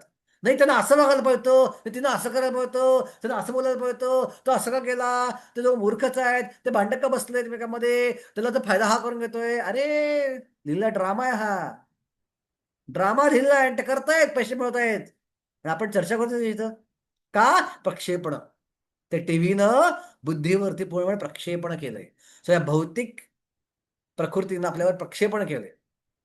आता तीच प्रकृती जेव्हा आपण सत्वगुणात येतो किंवा ज्ञानी होतो, तीच प्रकृती अविद्येकडनं विद्येकडे येते. विद्येच्या पण दोन गोष्टी आहेत. ओके, विद्येची रिमूव्हिंग पोटेन्सी किंवा जी आवरण दूर करते. आवरण दूर केला काय होतं? दोन गोष्टी होतात. आपलं खरं काय कळतं आणि खोटं काय कळतं. सो ज्यावेळी ज्ञानामुळं अविद्येचं आवरण दूर होतं त्यावेळी कळतं की मुळात आपण जे बघत होतो तो ड्रामा होतोय. जे थिएटरमध्ये लाईट लागतो तर काय कळतं, अर तिथं ड्रामा होता, पिक्चर होता. पण रियालिटीमध्ये असं काही झालंच नाही. रियालिटीमध्ये ती हिरो आणि हिरोईन आपल्या घरी आहेत अजूनही, त्यांची काही भांडण झालीच नाहीये. तो विलन आणि हिरो आपल्या घरीमध्ये आहेत, त्यांची काही ऍक्च्युअली मारामारी झालीच नाहीयेत आणि आपल्याला काय मला आपल्या घरी आपल्याला जायचंय. सो काय खोटं आहे आणि काय खऱ्याची जाणीव होती. खरी जाणीव काय? आपण शरीर नाही, आपण आत्मा आहोत, ही जाणीव होणं. आणि खोटी जाणीव काय आहे की हे सगळं खोटं होतं, ह्याला ह्याला माया होती, हे सगळं क्षणिक होतं. हे ज्ञान कोण देतं? विद्या पोटेन्सी. सो ज्ञानी व्यक्ती विद्या पोटेन्सीमध्ये असतो, विद्या शक्तीमध्ये भगवंताच्या प्रकृतीच्या काम करत असतो. पण ही विद्याशक्ती सत्वगुणामध्ये, ती गुणातीत नाही. पण भगवंताची तिसरी माया आहे, ती आहे महामाया, सॉरी योगमाया. ही योगमाया जे गुणातीत आहे, या योगमायेमध्ये कोण जाऊ शकतं? फक्त भक्त जाऊ शकतं. ज्ञानी लोक योगमायामध्ये प्रवेश करू शकत नाही. सो योगमाया काय करते? भगवत धामात भक्तांना विसरायला लावते की ते भगवंताचे सेवक आहेत, कृष्ण भगवंत आहेत. तिचा विसर पडते भक्तांना आणि भक्तांना वाटतं कृष्ण आपले मित्र आहेत, आपले आपला पुत्र आहे, आपले प्रियकर आहेत. आणि त्या भावनेमध्ये भक्त तिथं आदान प्रदान करतात. ही टोटली योगमाया वेगळी आहे या मायेपासून किंवा प्रकृतीपासून. म्हणजे दिव्य प्रकृती असं म्हणलं भगवंतांनी 9व्या अध्यायात. ओके. तर या अशा प्रकारे ते येस वैशाली माताजी. सॉरी प्रभूजी, मी तुम्हाला मध्येच थांबून प्रश्न विचारायचे. नाही, चांगला होईल, विचारचा मध्ये त्याचा विचारचा. प्रभूजी, जसं की म्हणजे मला एक नेहमी प्रश्न पडतो की जसं की तो जीवात्मा ना शरीर आहे ना मन बुद्धी अहंकार आहे. हा तो तो जसं की नैनम छिंदन्ति शस्त्राणी हा जसं श्लोक त्याच्यावर होतो की हा त्याला कुठलाच त्रास होत नाही. हा पण तो जेव्हा शरीर धारण करतो मग त्या शरीराला काही इजा झाली की मग त्याला त्रास होतो. हा मग तो त्याला होतो का त्या फक्त शरीराला होतो? आणि जसं की मी जयदेव गोस्वामी बद्दल ऐकलं होतं की त्यांचे हात कापले होते आणि त्यांना विहिरीत टाकलं होतं. मग ते काय म्हणजे त्यांना काही त्रास झाला नाही का? मग त्यांचे हात कापून टाकले होते तर मग ते शरीराच्या वर गेले होते का? त्या भावनांपासून त्यांना असं शारीरिक काही त्रासच होत नव्हता? असं होतं का जे जे म्हणजे शुद्ध भक्त जे त्या स्तराला पोहोचल्यानंतर? मी तुम्हाला प्रश्न विचारतो. समजा तुम्हाला म्हटलं की 48 तासामध्ये फक्त एक उंदरावर ताक प्यायचं आहे, तुम्ही जगू शकाल का? नाही. रघुनाथ दास गोस्वामी 48 तासामध्ये उंजळीमध्ये तेवढं ताक प्यायचे आणि त्यांचं शरीर हट्टकट्ट होतं, हेल्दी शरीर होतं. हा म्हणजे ते आजारी पडले होते एकदा. आजारी पडल्यावर डॉक्टर सांगितलं की जास्त खातायत, आणि लोकांनी शिव्या घातल्या, काय बडबडता तुम्ही, 28 तासामध्ये ते एवढंसे वंजरभर ताक पितायत आणि तुम्ही म्हणले जास्त खाताय. तर रघुनाथ म्हणले मी बरोबर आहे म्हणले, मी जास्त खातोय म्हणले. कुठे खातोय जास्त? मी मी अध्यात्म जगात गेलो काल आणि तिथं मी भरपूर फिश खाल्ली, भरपूर मी रसगुल्ले खाऊन आलो तिकडं अध्यात्म जगामध्ये. तर ही गोष्ट काय इंडिकेट करते की भक्ताला भौतिक शरीर जाणीवच होत नाही. परीक्षित महाराज आणि सुखदेव गोस्वामी 7 दिवस 7 रात्र न खाता पिता राहू शकतात. मला इथं 1 तासभर कथा करायची, मी पाण्याची बाटली घेऊन बसलोय, मला केवढं पाणी लागतं बघा. So का? अजून आपण भौतिक आयडेंटिफिकेशन पूर्णपणे दूर झालं नाही. थेरॉटिकली कळलं आपलं आपण शरीर आपण आत्मा आहोत, पण अजून पूर्णपणे गुणांपासून मुक्त पण झालं नाही आपण. पण जर व्यक्ती गुणांपासून मुक्त असेल आणि तेवढा भक्तीमध्ये रममाण असेल तर येस, हात कापले पाय कापले त्याला काहीही जाणीव राहत नाही. तो पूर्णपणे तेवढ्याच आनंदामध्ये असतो. तुम्हाला अजून उदाहरण देतो आपल्या इस्कॉन मधलं. भक्ती राघव महाराज प्रभुपादांचे शिष्य आहेत, मायापूरला असतात अजूनही. ते आता कुठे असं माहित नाही, पण अजून संन्यासी आहेत ते भक्ती राघव महाराज. आपल्या जीवित पण आले आहेत. त्यांना एक पाय नाही. कसं पाय गेला त्यांचा? तर पूर्वी मायापूरमध्ये बांगलादेशी लोकांचे खूप हल्ले व्हायचे, बांगलादेशी गुंडांचे. आणि असंच 1986 साली बांगलादेशी गुंडांचा हल्ला झाला होता आणि त्यांनी कृष्णाला पळवून नेलं. सोन्याचे कृष्ण होते, राधा माधव उत्सव विग्रह, आणि उत्सवाला पळवून नेलं आणि राधाराणीला पळवून घेऊन जात होते. तर राधाराणीला पळवू नये म्हणून या भक्ती राघवाने गच्च राधाराणीला पकडून ठेवलं. इतकं गच्च पकडलं की त्यांना सोडता येईना गुंडांना, आणि त्यांनी सोडावं म्हणून त्यांनी पायात 5 गोळ्या घातल्या त्या गुंडांनी भक्ती राघव महाराजांच्या. आता गोळी खाणं, आपण जर लांबनं जरी गोळी चाटून गेली आपल्याला, ते 10 फुटावर गोळी घातली आपण घाबरून आपलं मलमूत्र सोडू, पण त्या गोळ्या लागल्यात पायामध्ये. एक गोळी लागण्याची केवढी वेदना असते. 5 गोळ्या लागल्यात, पण भक्ती राघवांना जाणीव झाली गोळ्या लागल्या. त्यांचं लक्ष कुठं होतं? राधाराणीकडं. राधाराणीला वाचवायचंय, राधाराणीला वाचवायचं, राधाराणीला वाचवायचंय. आणि मग सगळे गुंड पळून गेले, पोलीस आले, सगळं झालं. आणि हे होईस तोपर्यंत घट्ट राधाराणी पकडून होते. आणि ते झाल्यानंतर कोणी भक्त आले आणि त्यांनी सांगितलं महाराज पायात गोळ्या लागल्यात. आणि मग त्यांना जाणवलं हो पायात गोळ्या लागल्यात का, आणि मग त्यांना वेदना जाणवू लागल्या. तोपर्यंत जाणीवच नव्हती पायात गोळ्या लागल्यात. काय दर्शवतं हे? की तेवढ्या काळापुरते महाराज पूर्णपणे हे राधारण्यामध्ये एवढे अब्झॉर्व झाले होते की ते गुणातीत झाले होते. सो आपण जर गुणातीत अवस्थेला गेलो तर कोणत्याही शारीरिक वेदना आपल्याला त्रास देऊ शकत नाही. सो जयदेव गोस्वामी सुद्धा या वेदनांनी त्रास दिलेला नव्हता. ओके, धन्यवाद प्रभूजी. मला खूप दिवसांनी हे म्हणजे हा डोक्यात यायचं की असं कसं होऊ शकतं, हे असं कसं काय. पण तेवढे अब्झॉर्शन पाहिजे त्यासाठी. हा हा हा आता कळालं की म्हणजे ते एवढे ऍब्झॉर्ब भगवंताच्या प्रेमात झालते की ते शरीराचं भान विसरत होते, येस असंच ना. येस, सुप्रिया माताजी. हरे कृष्ण प्रभूजी. प्रभूजी अविद्याचे 2 प्रकार सांगितले, आवरणात्मक शक्ती आणि दुसरी कोणती? अविद्याचे अविद्याचे प्रक्षेपात्मिका, आवरणात्मिका आणि प्रक्षेपात्मिका. एक आवरण करते, प्रक्षेपण करतं. ठीक आहे, धन्यवाद. ओके ओके, आता ज्ञानाचा स्तर कळला. 13 ते 16 मध्ये काय बघितलं आपण? ज्ञान म्हणजे काय. काय ज्ञान म्हणजे? तर ज्ञान म्हणजे की कोण करता आहे. मी करता आहे का? नाही, मी करता नाहीये. मी कर्म मी काम पण करत नाही, काम करून घेत नाही. मग काम कोण करून घेते? प्रकृती काम करून घेते. ओके, प्रकृती काम करून घेते. मी करता नाही तर भोगतोय कोण? भगवंत भोगतात का? नाही, भगवंत भोगत नाहीये. जो जीवात्मा त्या कर्त्याशी, तो जीवात्मा अज्ञानामुळं स्वतःला करता समजतोय तो भोगतोय, पण जो करता समजतोय तो भोगत नाहीये. फक्त अज्ञानामुळं आपण भोगत आलो असं जीवात्म्याला वाटत असतं. हे झालं ज्ञानाचा स्तर. ओके, त्यात कोणाला गोंधळ आहे असं तर विचार आत्ताच, नंतर आपण आता तर पुढे जाणार आपण, त्याला आपण आत्ताच क्लिअर करून टाकू. क्लिअर आहे सगळ्यांना? ओके, आता ज्ञानी व्यक्ती, जसं मगाशी आपण सुरुवातीला बघितलं की ज्ञानी व्यक्तीला रिकमेंडेड काय आहे? निष्काम कर्मयोग करा.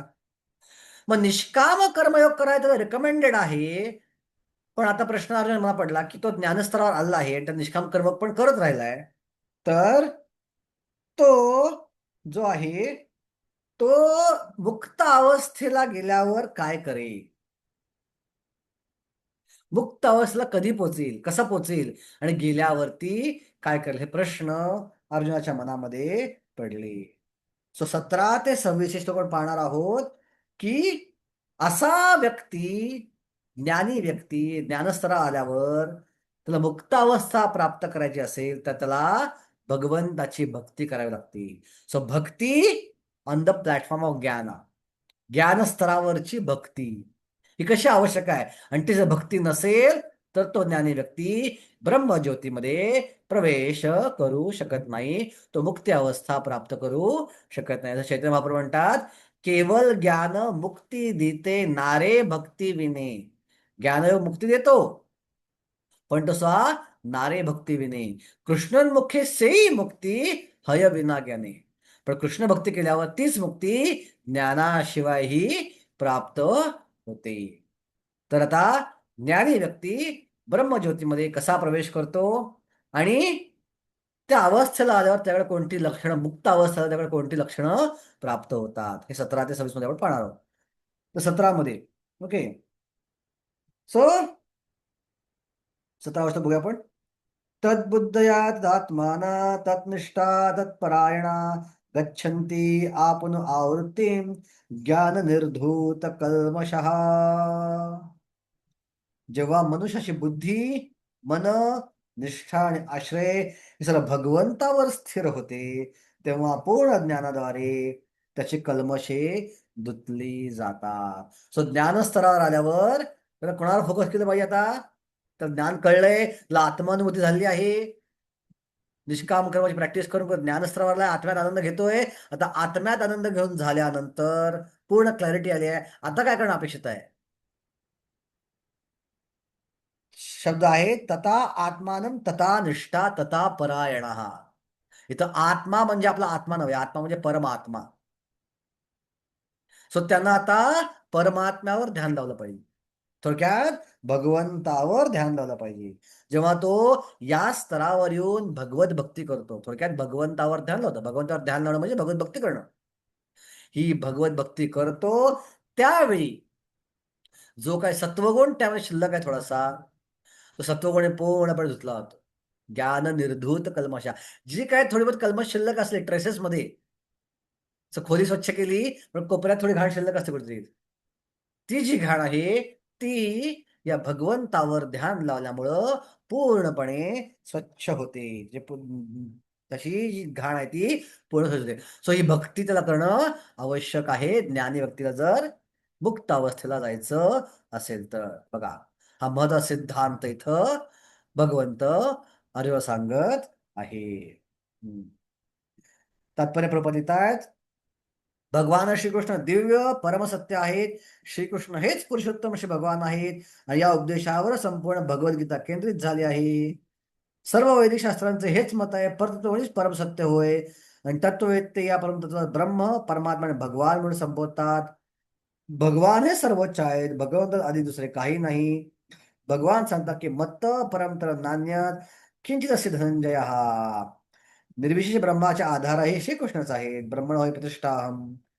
म्हणून श्रीकृष्ण हे परमसत्य आहे, ज्याचे मन, बुद्धी आणि निष्ठा, आश्रय सदैव श्रीकृष्णांमध्ये स्थित आहे. किंवा दुसऱ्या शब्दात सांगायचे तर जो पूर्णपणे कृष्ण भावना भहित आहे, निसंशय त्याची सर्व कल्मशे पूर्णपणे धुतली जातात आणि त्याला परमसत्याचे संपूर्ण ज्ञान होते. कृष्ण भावना मनुष्य निश्चितपणे जाणतो की श्रीकृष्णांमध्ये द्वैत, एकाच वेळी भेद आणि अभेद, आणि अशा दिव्य ज्ञान युक्त झालेला मनुष्य मुक्तिपथावर उत्तरोत्तर प्रगती करू शकतो. ओके, तर जोपर्यंत हे दिव्य ज्ञान किंवा भक्तीचं ज्ञान होणार नाही, हा ज्ञानी जरी मुक्ती स्तरापर्यंत गेला तरी मुक्ती प्राप्त करू शकणार नाही, त्याला परत खाली कोसळेल. तो परत सामाजिक कार्य करायला, तो परत समाजसेवा करायला लागेल. ओके, आता असा व्यक्ती जसं म्हटलं ज्ञान निर्धूत कल्मशा, कल्मश धुतले जातात. आणि कल्मश धुतल्यानं म्हणजे काय? व्यक्ती गुणातीत होणं. व्यक्ती दृष्टी जी आहे ती गुणांच्या पलीकडे जाणं. तर भगवंत गुणातीत आहेत आणि भगवंताशी जोडलं गेलं की भगवंतावर ध्यान झाल्यावर जो काही ज्ञानावश्यक सत्वगुण आहे तो सत्वगुण पण हळूहळू धुतला होतो. आता येस माताजी. हरे कृष्ण प्रभूजी. प्रभूजी, द्वैत आणि अद्वैत या दोन्हीमध्ये फरक सांगा ना, मला माहिती नाही. द्वैत आणि अद्वैत. द्वैत म्हणजे दोन, भगवंत आणि आपण वेगळे आहोत, त्याला म्हणतात द्वैत. पण जे लोक म्हणतात की आपण भगवंत एकच आहोत त्याला म्हणतात अद्वैत. ओके. सो अद्वैतवाद म्हणजे काय? अशी लोक ज्यांना म्हणतात की आपण आणि भगवंत एकच आहोत, आता आपण विसरलो आहोत की आपण भगवंत आहोत, आपण जे मुक्त होऊ, आपण ब्रह्मज्योतीत प्रवेश करू आणि आपण भगवंत होऊन जाऊ, त्याला म्हणतात अद्वैतवादी. शंकराचार्य अद्वैतवादाचा प्रचार केला. पण खऱ्या अर्थानं अद्वैताचा अर्थ काय? जे अद्वैत वेदामध्ये सांगितले आहे, वेदामध्ये जो अद्वैत शब्द होतो तो या अर्थानं वापरलाच नाहीये. हा शंकराचार्याने सांगितला शब्द आहे अद्वैत, जो वेदामध्ये घेतला त्यांनी आणि चुकीचा अर्थ सांगितला शंकराचार्यांनी मायावादाचा प्रचार करण्यासाठी. पण खरा अद्वैताचा अर्थ काय आहे? तर भगवंत आणि मी वेगळे आहेत, पण आमच्या दोघांचा इंटरेस्ट सेम आहे, दोघांची इच्छा सेम आहे, तर आम्ही दोघं एकच आहोत एका प्रकारे, त्याला म्हणतात अद्वैत. उदाहरणार्थ आपण म्हणतो ना, आम्ही सगळे भारतीय एक आहोत, याचा अर्थ काय? आम्ही एक आहोत का? आपण वेगळे पण आहोत ना. आम्ही सगळे भारतीय एक आहोत, याचा अर्थ एक भारतीय म्हणून आमचा एक कॉमन इंटरेस्ट आहे, भारत देशाची सेवा करणं. की आम्ही सगळे परिवारातले माणसं एक आहोत, ह्याचा अर्थ काय? एक परिवार म्हणून आमचा कॉमन इंटरेस्ट आहे, पण परिवारामध्ये वेगवेगळे पण आहोत आम्ही.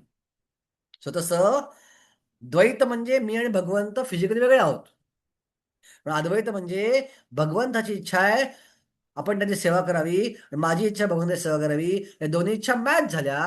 सो दोन्ही इच्छा मॅच झाल्यावर एका प्रकारे दोघांमध्ये तादात्म्य आलं, दोघांमध्ये एकत्मता आली, म्हणून मी आणि भगवंत एकच आहे, झालं अद्वैत. हा खरा अर्थ अद्वैताचा वेदामध्ये अपेक्षित आहे. ओके. धन्यवाद प्रभूजी. ओके. तर अशा व्यक्तीचं काय दृष्टिकोन असतो? ज्ञान निर्धूत कल्मशा, म्हणजेच तो गुणांपासून मुक्त झालेला आहे. मग गुणांपासून मुक्त झाल्यानंतर त्याची दृष्टी कशी होते, तो जगाकडे कसं पाहतो? हे विद्या विनय संपन्ने ब्राह्मणे गविहस्तिने शुनी चैव शुपाके च पंडितः समदर्शिनः. असा व्यक्ती तीन गुण आहेत, सत्वगुण, रजोगुण आणि तमोगुण. ब्राह्मण आणि गाय हे कोणत्या गुणामध्ये? प्रामुख्यानं सत्वगुणामध्ये. हत्ती हा रजोगुणामध्ये, आणि चांडाळ आणि कुत्रा हे कोणत्या गुणामध्ये आहेत? तमोगुणामध्ये. जो व्यक्ती सत्व रजो आणि तमोच्या पलीकडे गेल्यामुळं असा व्यक्ती, ज्ञानी व्यक्ती, सर्वांच्या मध्ये फक्त आत्मा पाहतो किंवा परमात्मा पाहतो. या गुणांमुळे जी शरीर त्यांना मिळाली आहेत त्या शरीरांकडे तो लक्ष देत नाही. विनम्र साधू व्यक्ती यथार्थ ज्ञानाच्या आधारे विद्या विनय संपन्न ब्राह्मण, गाय, हत्ती आणि कुत्रा आणि चांडाळ या सर्वांना समदृष्टीने पाहतो. बघा, सगळ्यांना तो समदृष्टीने पाहतो. तात्पर्य प्रपदितात कृष्ण भावनावरील मनुष्य जाती किंवा योनी यामध्ये मुळीच भेद करीत नाही. सामाजिकदृष्ट्या ब्राह्मण आणि चांडाळ भिन्न असतील, की योनींचा विचार करता कुत्रा, गाय, हत्ती भिन्न असतील, परंतु विद्वान पंडिताच्या दृष्टीने हे शारीरिक भेद निरर्थक आहेत, कारण ते सर्व भगवंताशी संबंधित आहेत. आणि भगवंत परमात्मा आपल्या विस्तारित रूपाद्वारे प्रत्येकाच्या हृदयात स्थित आहेत. परमसत्याचे हे ज्ञान म्हणजे वास्तविक ज्ञान होय. निरनिराळ्या जाती किंवा योनीमधील शरीरांचा विचार केल्यास भगवंत प्रत्येकावर सारखे जळव आहेत, कारण ते प्रत्येक प्राणीमात्राला मित्रत्वाने वागवतात आणि जीवाच्या भयस्चा विचार न करता परमात्मा रूपाने प्रत्येक प्राणीमात्रामध्ये वास करतात. तर आता इथं प्रश्न असा पडेल की भक्त सगळ्यांना समान दृष्टीने पाहतो, ह्याचा अर्थ भक्ताचा व्यवहार सगळ्यांशी समान दृष्टीने असतो का? एका वैष्णवाशी, एका संन्याशाशी, एका साधना भक्ताशी, एका अभक्ताशी, एका कुत्र्याशी, एका मांजराशी, एका गुंडाशी भक्त समान व्यवहार करतो का? समान दृष्टीने पाहतो म्हणजे. येस माताजी. नाही करत प्रभूजी. सगळ्यांना म्हणजे फक्त तो जीवात्म्याच्या दृष्टीने पाहतो एकसारखं, पण व्यावहारिक दृष्ट्या एकसारखं नाही. मग चुकीचं आहे, समान व्यवहार तर करत नाही, मग चुकीचं वागतोय तो. ज्याच्या त्याच्या ज्याच्या कोणीतरी त्याच्या, बोलत हा बरोबर आहे, त्याच्या काय, ज्याच्या त्याच्या पात्रतेनुसार, ज्याच्या योग्यतेनुसार. हा. So, समान दृष्टीनं पाहणं म्हणजे आपण ते भक्त ठाकरे भजन आठवलं पाहिजे. शकले सम्मान कोरिते शकती देहनाथ जथ जथ तबे तो गायबो हरिनाम सुख अपराध बेहत. हरिनाम सुखानं काही आपण केव्हा आपण गाऊ शकू? सकले सन्मान, सगळ्यांना सन्मान करतो, पण कसं? सकले सन्मान कोरिते शकती देहनाथ जथ. वाघ आणि ब्राह्मण समान आहे म्हणून वाघाला घरामध्ये घेऊन येत नाही तो. कुत्रा आणि ब्राह्मण समान आहे, कुत्र्याला घरामध्ये घेऊन येत नाही. सो कुत्र्या समान कसा केला पाहिजे? त्याला घराबाहेर ठेव, त्याला पोळी खायला घाला, पण घराबाहेर. घरात त्याला घेऊन येऊ नका. आजकाल लोक किती घाणेरडे वागतात, कुत्र्या तोंडात हात घालतात, तोंड घालतात, ते कुत्र्याला घरामध्ये घेतात, मांजराला घरामध्ये घेतात, आणि त्यांना वाटतं फार प्रेम दर्शवते हा. पण ते कुत्रं माझं शूशी करतं, घाण करतं, कुठे बाहेर घाण घालत असतं. आणि घर हे भगवंताचं मंदिर असल्यापैकी असलं पाहिजे. सो मंदिरामध्ये बाहेर घाण केलं, कुत्रा माझा शिशू पण घरात घेऊ शकत नाही, म्हटलं घराबाहेर ठेवलं पाहिजे. असं घरात कुत्रा ठेवतात आणि माणसा बाहेर ठेवतात, दुर्दैवाची गोष्ट आहे. घरातल्या वृद्धांना बाहेर काढतात, कुत्र्याला आतमध्ये घेतात. हे कलियुगाचं दुर्दैवानं. किंवा ते वाघ आणि कुत्रा समान म्हणून वाघाला कोण मिठी मारायला जात नाही. वाघ आणि गाय समानच आहे, आपण गायीला मिठी मारतो, वाघाला कोण मिठी मारायला जात नाही, खाऊन टाकलं आपल्याला. सो वाघाचा सन्मान कसा करायचा? त्यापासून दूर पळून जाऊ, हा सन्मान आहे वाघाचा. इव्हन वैष्णवांमध्ये पण रूप गोस्वामी सांगतात, आपण ऐकणार आहोत त्या उपदेशामध्ये आपण घेऊ. लोक सांगतात की सगळ्यांना सगळ्यांना सन्मान दिला पाहिजे, पण त्यामध्ये पण दीक्षा झालेली आहेत त्यांना नमस्कार केला पाहिजे. त्यानंतर जे प्रगत भक्त आहेत त्यांची सेवा केली पाहिजे, आणि जे आचार्य आहेत त्यांचं ऐकलं पाहिजे. सो सन्मान सुद्धा प्रत्येकाचा वेगवेगळ्या प्रकारे आहे. सो फॅनॅटिकली आपण काम करता कामा विवेकानं काम केलं पाहिजे आपण. हा एका प्रकारे समदृष्टीनं पाळणंच आहे. ओके. सो प्रभुपाद बघा, प्रभुपाद कसं समदृष्टीनं पाहत होते. सो भक्तितीर्थ महाराज आपले इस्कॉनचे संन्यासी होते, आणि जे निग्रो होते, आफ्रिकन निग्रो होते, पण अमेरिकेत जन्म घेतला होता त्यांनी. आणि अमेरिकेत त्या काळामध्ये वर्णभेद होता, वर्णद्वेष होता, काळे आणि गोरे याच्यामध्ये. सो ज्यावेळी ते इस्कॉनला जॉईन झाले, इस्कॉनमधले बरेचसे भक्त हे गोरे होते, श्वेतवर्णी होते. सो भक्तितीर्थ महाराज जाणवायचं की जरी हरे कृष्ण मला म्हणतात सगळे, जरी मला स्वीकारले त्यांनी, तरी पण माझ्याशी व्यवहार करताना जाणवते की ते मला काळं समजतात. तर थोडा त्याच्या व्यवहार मला फरक जाणवतो माझ्याशी करताना, जे इतरांशी करताना व्यवहार आणि माझ्याशी करताना व्यवहारात फरक जाणवतोय. आणि तो फार वेदना व्हायच्या गोष्टींच्या, की अरे काय हे, मला काळं समजतात, मला काळं समजतात, मला काळं समजतात. तर त्यांना खूप त्रास व्हायला लागला, आणि ते प्रभुपादांकडे त्यांनी प्रभुपादांकडे ठरवलं. आणि प्रभुपादांना सांगायचं की प्रभुपाद भेदभाव आहे आजकालमध्ये, असा भेदभाव मला सहन होत नाहीये. आणि भक्तितीर्थ महाराज गेले प्रभुपादांकडे, आणि प्रभुपादांना नमस्कार केला, आणि नमस्कार करून काय बोलला, थोडा प्रभुपादांनी आपला हात घेतला आणि त्याच्या डोक्यातनं फिरवला असं प्रेमानं, आणि म्हणले, यू आर व्हेरी ब्युटिफुल, तू फार सुंदर दिसतोस. आता भक्तितीर्थ महाराजांनी ऐकलं आणि ते हादरले, मी सुंदर दिसतो? पण बाह्यात करा माहिती, निग्रो होती की सुंदर दिसत नाही, काळा काळा होती की सुंदर दिसत नाही, पण निग्रो सुंदर कसं काय असेल?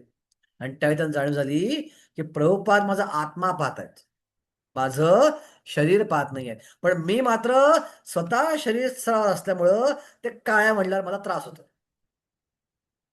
मी सुद्धा शरीर स्तरावरती आहे, मी सुद्धा त्यांचा आत्मा पाहिला पाहिजे, त्यांचा शरीर माझा आणि सध्या आत्मा पाहिला पाहिजे, मग मला हे त्रास होणार नाही. आणि काही न बोलताच भक्तितीर्थ महाराज तिथून निघून गेले. त्यानंतर यमुना माताजी, त्यांना काही संन्यासी म्हणले की वुमन आर लेस इंटेलिजंट, स्त्रिया या कमी बुद्धीच्या असतात. आणि प्रबंध लिहिलं पण आहे तात्पर्यामध्ये. ऑफकोर्स याचं कारण वेगळं आहे आणि त्याचा अर्थ वेगळा आहे, तो आपण नंतर समजून घेऊ. तर स्त्रिया कमी बुद्धीचा असण्याचा अर्थ काय नंतर समजून घेऊ. पण यमुना माताने ते वाचलं, आणि त्यात थोडं वाईट वाटलं. प्रभुपाद असं का म्हणतात, आम्ही पण त्याचे शिष्य आहोत, आम्ही पण सेवा करतो प्रभुपादांची, आम्ही कमी बुद्धीचे आहोत का? तर जेव्हा माझ्या एकदा प्रबोधनाकडे गेल्या आणि म्हणल्या की प्रभुपाद तुम्ही असं सांगितलंय की आम्ही कमी बुद्धीचे आहोत, तर आम्ही कमी बुद्धीचे आहोत का स्त्रिया? प्रभुपाद म्हणले हो. माताजी हदरल्या, प्रभुपाद असं म्हणतायत? जर तू स्वतःला स्त्री समजलीस तर तू कमी बुद्धीची आहेस. किंवा तू स्त्री पण नाही आहेस आणि पुरुष पण नाही आहेस, तू आत्मा आहेस. बघा, तिला माताजीला जाणवलं, अरे अरे, माझा विचार चुकीचा चालला होता. मुळात हे स्त्री आणि पुरुष हे या जन्मावर दिलेलं शरीर आहे, तिला कर्मानुसार मागच्या. मग आपण स्त्री पण नाही आणि पुरुष पण नाही. सो कृष्ण भावना असताना स्त्री आणि पुरुष हा फरक राहत नाही. सगळेच वैष्णव आणि वैष्णव राहतात आणि वैष्णव आणि वैष्णव असल्यामुळं ते दिव्य स्तरावर असतात. आणि प्रभुपाद हे पहिले अशा आचार्य ज्यांनी स्त्रियांना डीटी वर्शिप करायची, विग्रह सेवा करायची संधी दिली, स्त्रियांना ब्राह्मण दीक्षा दिली, स्त्रियांना गायत्री मंत्र दिला. का? कारण तिथं दिव्य स्तरावरती हा भेद नसतो कधी. पूर्वीच्या काही स्त्रियांना मंदिरामध्ये अभिषेक करायला परवानगी नव्हती, पण आज आपल्या मंदिरामध्ये जे ब्राह्मण दीक्षित स्त्रिया आहेत त्यांना पण अभिषेक करायची परवानगी दिली जाते. बघा, का उच्च स्तरावरती दिव्य स्तरावरती हा भेद राहत नाही. Okay okay. आता असं दृष्टिकोन प्राप्त केल्यानंतर काय फळ मिळेल हा प्रश्न अर्जुन मला पडला. आणि त्याचं उत्तर भगवंत देत आहेत श्लोक क्रमांक 19 मध्ये. इहैव तर्जिता सर्गो येषां साम्ये स्थितं मनः निर्दोषमि समं ब्रह्म तस्मात् ब्रह्मणि ते स्थितः. तर काय फळ मिळतं? ज्यांचे मन एकत्व आणि समतेत स्थित झाले, त्यांची जन्म आणि मृत्यूच्या बंधनावर पूर्वीच विजय प्राप्त केलेला आहे आणि ते ब्रह्माप्रमाणे निर्दोष आहेत आणि याप्रमाणे ब्रह्मामध्ये स्थित झालेले असतात. सो एका प्रकारे या शरीरात राहते ब्रह्ममुक्ती प्राप्त केलेली आहे. कशामुळं? पहिला श्लोक बघितला आपण, 17वा श्लोक, की भगवंतावर ध्यान लावलं, भगवंतावर समदृष्टी निर्माण झाली आणि समदृष्टी झाली, ब्रह्म साक्षात्कार हृदयामध्ये त्यांच्या झाल्यापैकीच आहे. कारण ते आपल्या मृत्यूवरती मृत्यूच्या बंधनावरती विजय प्राप्त केलेला आहे. समदृष्टीनं आपण ब्रह्ममुक्ती प्राप्त करू शकतो. कृपा देतात. वर उल्लेख केल्याप्रमाणे मनाची साम्यावस्था म्हणजेच आत्मसाक्षात्काराचे लक्षण. तर आपण आत्मसाक्षात्कारी आहोत, त्याचं काय लक्षण आहे? आपण सम अवस्था आहोत का? सुख आणि दुःख दोन्ही प्रभावित तर होत नाही ना. आपण सर्वांना समादृष्टीने पाहतोय ना. पण किती प्रमाणात पाहू शकतो तेवढ्या आपण आत्मसाक्षात्कारी आहोत, तेवढ्या प्रमाणात. ज्याने वास्तविकपणाच्या अवस्थेची प्राप्ती केली आहे त्यांनी भौतिक बंधने विशेषतः जन्म आणि मृत्यूवर विजय प्राप्त केल्याचे जाणले पाहिजे. जोपर्यंत मनुष्य देहाशी तादात्म्य करतो तोपर्यंत त्याला बद्ध समजले पाहिजे. आता जो ब्रह्म अवस्थेत स्थित झालेला आहे, जो अजून ब्रह्मज्योती केली नाही पण ब्रह्म अवस्थेत स्थित झालेला आहे, आत्मब्रह्मसाक्षात्कार अनुभव घेतो आहे, ठीक आहे, त्याची अवस्था काय आहे? ठीक आहे, त्याचे लक्षण काय आहे हे सांगितलंय श्लोक क्रमांक 20 आणि 21 मध्ये. ओके, पहिलं लक्षण, न प्रावृषेत प्रियम प्राप्यम नोद्विजेत प्राप्य चाप्रियम स्थिर बुद्धीर सम्मूढो ब्रह्मवेद ब्रह्मणी स्थितः. जो मनुष्य प्रिय वस्तू प्राप्त झाल्यानंतर हर्षून जात नाही, अप्रिय वस्तू प्राप्त झाल्यानंतर शोक करत नाही, ज्याची बुद्धी स्थिर आहे, जो मोहरहित आहे, भगवत विज्ञान जाणतो, ब्रह्मविद म्हणजे भगवत विज्ञान जाणतो, तो पूर्वीच ब्रह्मामध्ये स्थित आहे. बघा, हा श्लोक सिमिलर आहे ना, दुसरा श्लोक आहे ना, दुःखेषु संयुक्त मनः सुखेषु विगत स्पृहा वीतराग भय क्रोधा स्थित धीर मदुच्यते. तो स्थितप्रज्ञ व्यक्ती आणि हा ब्रह्मज्ञानी व्यक्ती एकच आहेत, एका स्तरावरचे ते आहे. सो का बरं तो आनंदी होत नाही एखादी गोष्ट प्राप्त झाल्यावर? कृपा देतात, तो निश्चितपणे जाणतो की आपण म्हणजे शरीर नाही तर आपण भगवंताचे अंश आहोत. म्हणून शरीर संबंधित कोणती गोष्ट प्राप्त हर्षित होत नाही, शरीर संबंधित गोष्ट कमावल्याने शोकही करत नाही. मनाच्या स्थितीला स्थिर बुद्धी म्हणले जाते. शरीर तादात्म्य गेलं की या गोष्टीत कुठला आनंद आणि शोक प्राप्त होत नाही, कारण त्या सगळ्या शरीर स्तरावरची गोष्ट आहे.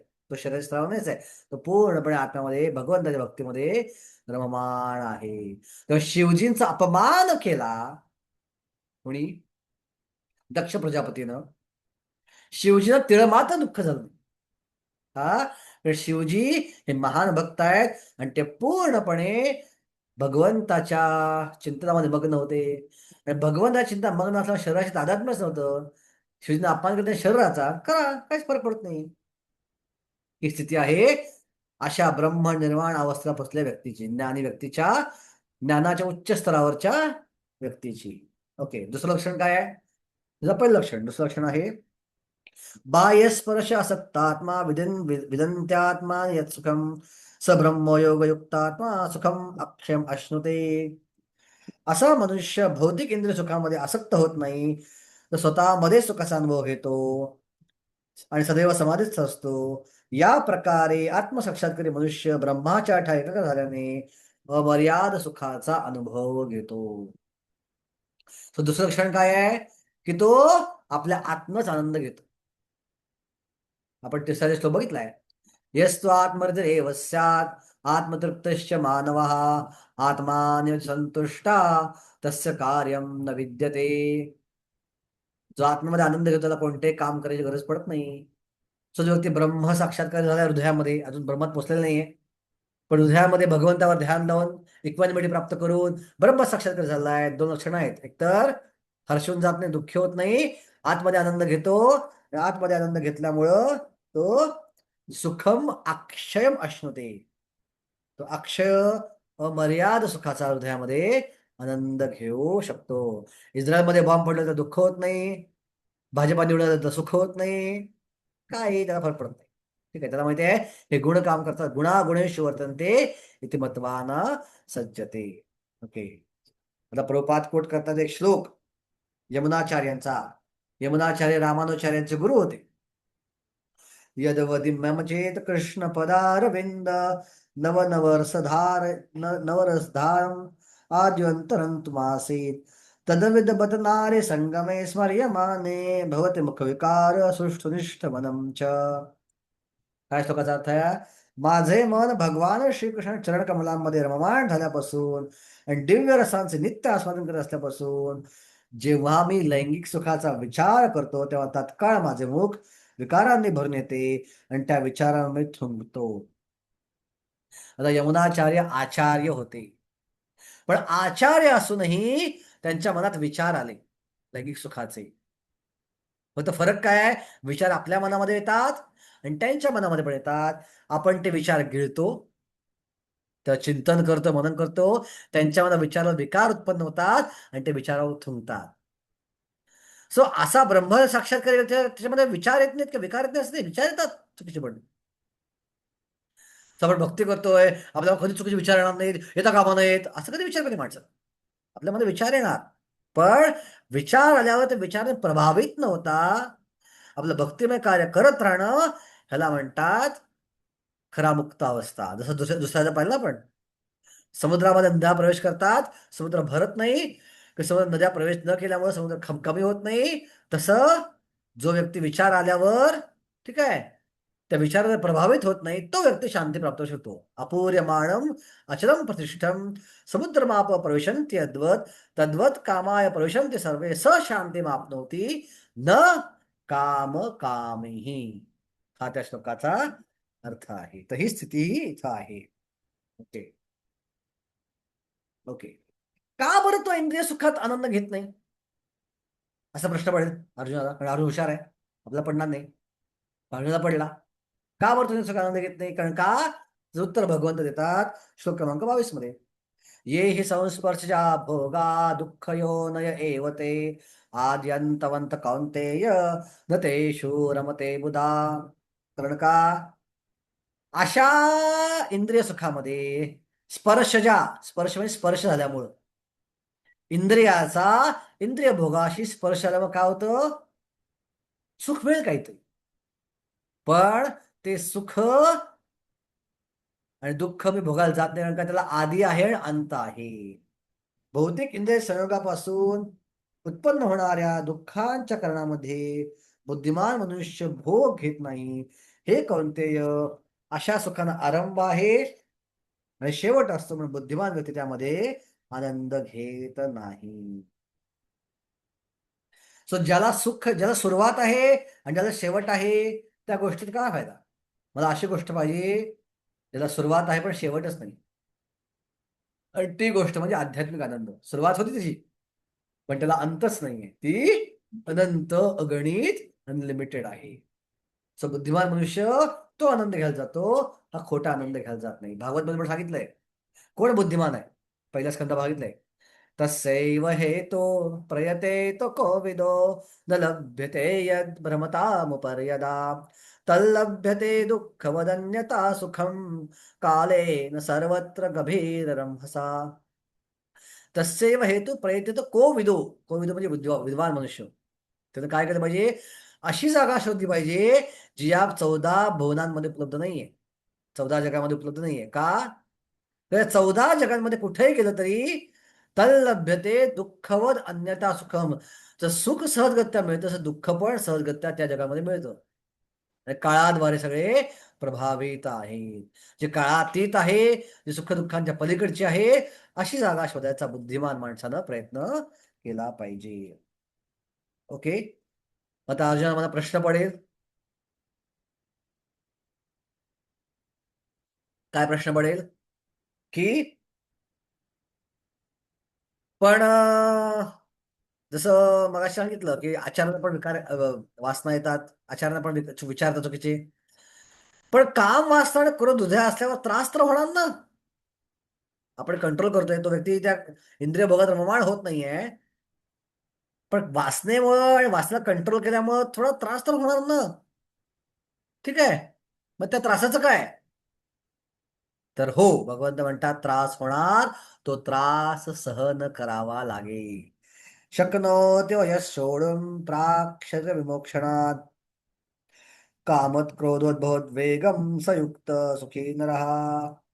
वर्तमान शरीराचा त्याग करण्यापूर्वी जर मनुष्य प्राकृत इंद्रियांचा आवेग सहन करू शकला आणि काम क्रोधाच्या वेगांना आवरू शकला तर तो योग्य प्रकारे स्थित आहे आणि या जगात तो सुखी असतो. सो भक्ती करणं म्हणजे किंवा आध्यात्मिक क्रिया करणं म्हणजे काम वासना न येणं, राग न येणं असं नव्हे. हे काम आणि क्रोध येणार,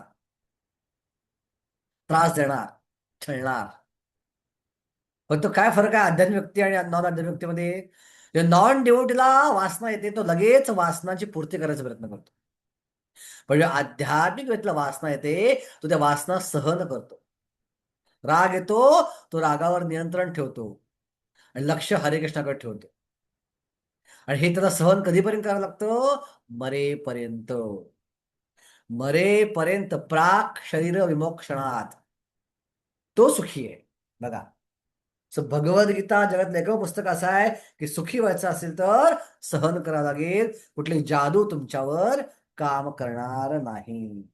तो योग्य प्रकारे शिकत आहे आणि तो जगात सुखी होऊ शकतो. तर सहनशील व्यक्तीच सुखी होऊ शकतो. आणि व्यक्ती सहनशील कधी होतो? ज्यावेळी तो उच्च आनंद प्राप्त करतो, त्याच वेळी तो बाकी गोष्टी सहन करू शकतो. Okay okay. आता श्लोक क्रमांक 24, 25 आणि 26 हे श्लोक जे आहेत, कधी व्यक्ती ब्रह्म ज्योतीमध्ये प्रवेश करेल. आतापर्यंत काय आहे? आतापर्यंत काय ऐकलं आपण की ब्रह्म आत्मसाक्षात्कारी अवस्थेत आल्यावरची अवस्था काय असते.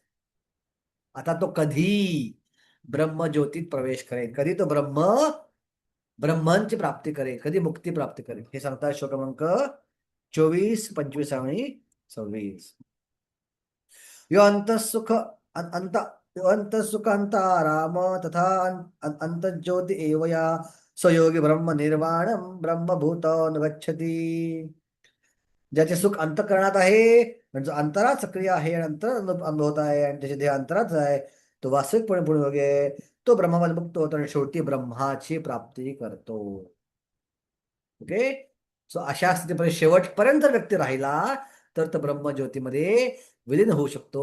पण त्यासाठी भगवंतावर ध्यान लागतं, जे सूक्त क्रमांक 17 मध्ये आपण बघितलेलं आहे. ओके. आता परत पुढचं लक्षण, ब्रह्मज्योती जायचं लक्षण काय पुढचं? लभन्ते ब्रह्म निर्वाणम ऋषया क्षीण कल्मषा छिन्न द्वैतात्माना सर्वभूता हिते रता. जो संशयापासून उत्पन्न होणाऱ्या द्वंद्वाच्या पलीकडे आहेत, ज्यांचे मन अंतःकरण निर्माण झाले, जे सर्व जीवांच्या कल्याणार्थ कार्य करणारे व्यवस्थ असतात, म्हणजे सर्व जीवान सर्व पापापासून मुक्त आहेत, ते ब्रह्मामध्ये मुक्तीची प्राप्त करतात. पुढची लक्षणं काय आहेत? पहिलं आतमध्ये आनंद घेणं, दुसरं द्वंद्वाच्या पलीकडे असणं, त्यानंतर सगळ्या जीवांच्या कल्याणाचा विचार करणं आणि सगळ्या पापांपासून मुक्त असणं. हे असेल तर तो ब्रह्मज्योतीत प्रवेश करू शकतो.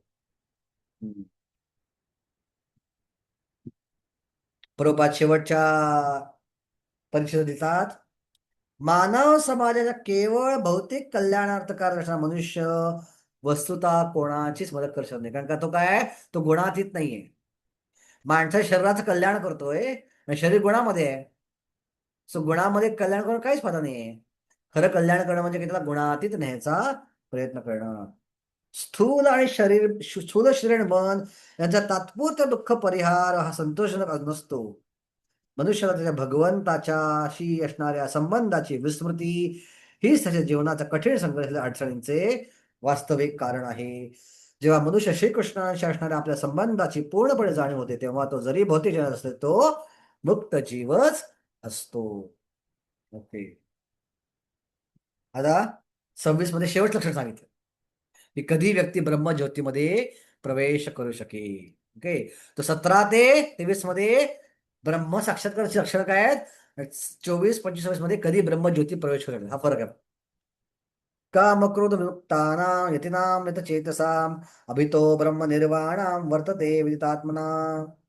जे क्रोध सर्व भक्ती इच्छा मुक्त आहेत, आत्मसाक्षात्कारी आत्मसंयमी आहेत, सतत पूर्णत्वाकरता प्रयत्न करीत आहेत, त्यांना निकट भविष्य काळात ब्रह्मातील मुक्ती निश्चित आहे.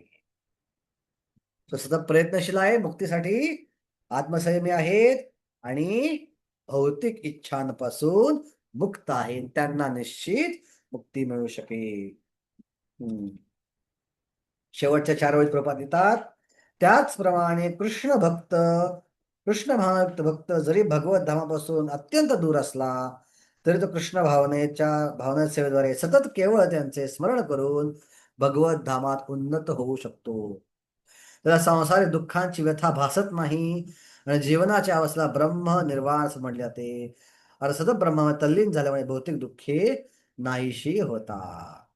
आता एवढं सगळं ज्ञानाबद्दल सांगितलं आणि ब्रह्मज्योतीमध्ये कधी प्रवेश करतो व्यक्ती हेही सांगितलं. आता हे सांगितल्यानंतर जस्ट भगवंताने गुगली टाकला, एक अच्छा गुगली टाकला आणि सांगितलं की अष्टांग योगी पण ब्रह्ममुक्ती प्राप्त करतो. ते भक्तच नाही, केवळ ज्ञानीच नाही, अष्टांग योगी पण त्याच मुक्ती अवस्थेला जाऊ शकतो. आणि 27 आणि 28 भगवंतांनी अचानकपणे अष्टांग योगाची पद्धत सांगितली.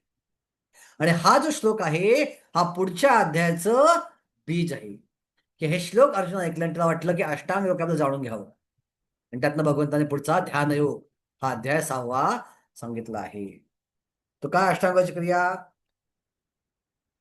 स्पर्शन कृत्वा बहिर्बाह्यं चक्षुच एव अंतरे भ्रुवो प्राणापान समो कृत्वा नासाभ्यंतरचारिणो यतेन्द्रियो मनो बुद्धिर निर्ममोक्ष परायणां विगतेच्छा भयोक्रोधो य सदा मुक्त एव सहा. सर्व बाह्य इंद्रियांना रोखून 2 भुवयामध्ये दृष्टी एकाग्र करून नाकपुड्यांमध्ये प्राण अपानवायूंना रोखून याप्रमाणे मन इंद्रिय बुद्धी संयमित करून मोक्षप्राप्तीचे ध्येय असणारा मुनी इच्छा भयण क्रोधापासून मुक्त होतो. जो मनुष्य नित्य या अवस्थेत असतो तो निश्चितपणे मुक्त असतो. सो ज्ञान अष्टांग योगाद्वारे मुक्ती कशी प्राप्त करू शकतो ही पद्धत जी आहे थोडक्यात या श्लोकात सांगितली. आणि हा श्लोक हा मूळ ठरला पुढच्या अध्यायाचं. अर्जुनाच्या मनामध्ये विचार आला की आता ज्ञानयोग समजला, हा अष्टांग योग काय समजून घ्या. कदाचित अष्टांग योगाद्वारे समजून घेतल्यावर भगवंत म्हणतो अष्टांग योगी बन, कर्म करायची गरज नाही, युद्धापासून पळून जाऊ शकतो, असा विचार अर्जुनाच्या मनामध्ये आला. आणि त्यातनं पुढचा हा अष्टांग योग हा अध्याय किंवा ध्यान योग अध्याय बाहेर आला, जो आपण पुढच्या वेळी बघूया. आणि फायनली शेवटचा श्लोक की अल्टिमेटली या ज्ञानयोगाचं परफेक्शन काय आहे, सर्वोच्च ज्ञान काय आहे, ज्ञानाची परिणती काय जी सर्वोच्च शांतीला घेऊन जाते.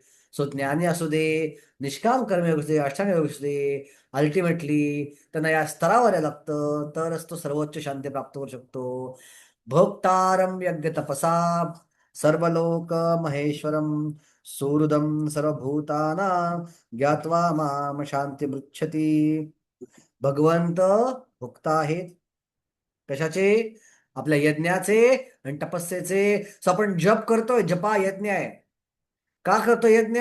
आपल्या भोगासाठी नव्हे, त्यांच्या भोगासाठी. ते भोक्तारम आहेत. आपण तपस्या करतोय, एकादशी करतोय, उपास का करतोय?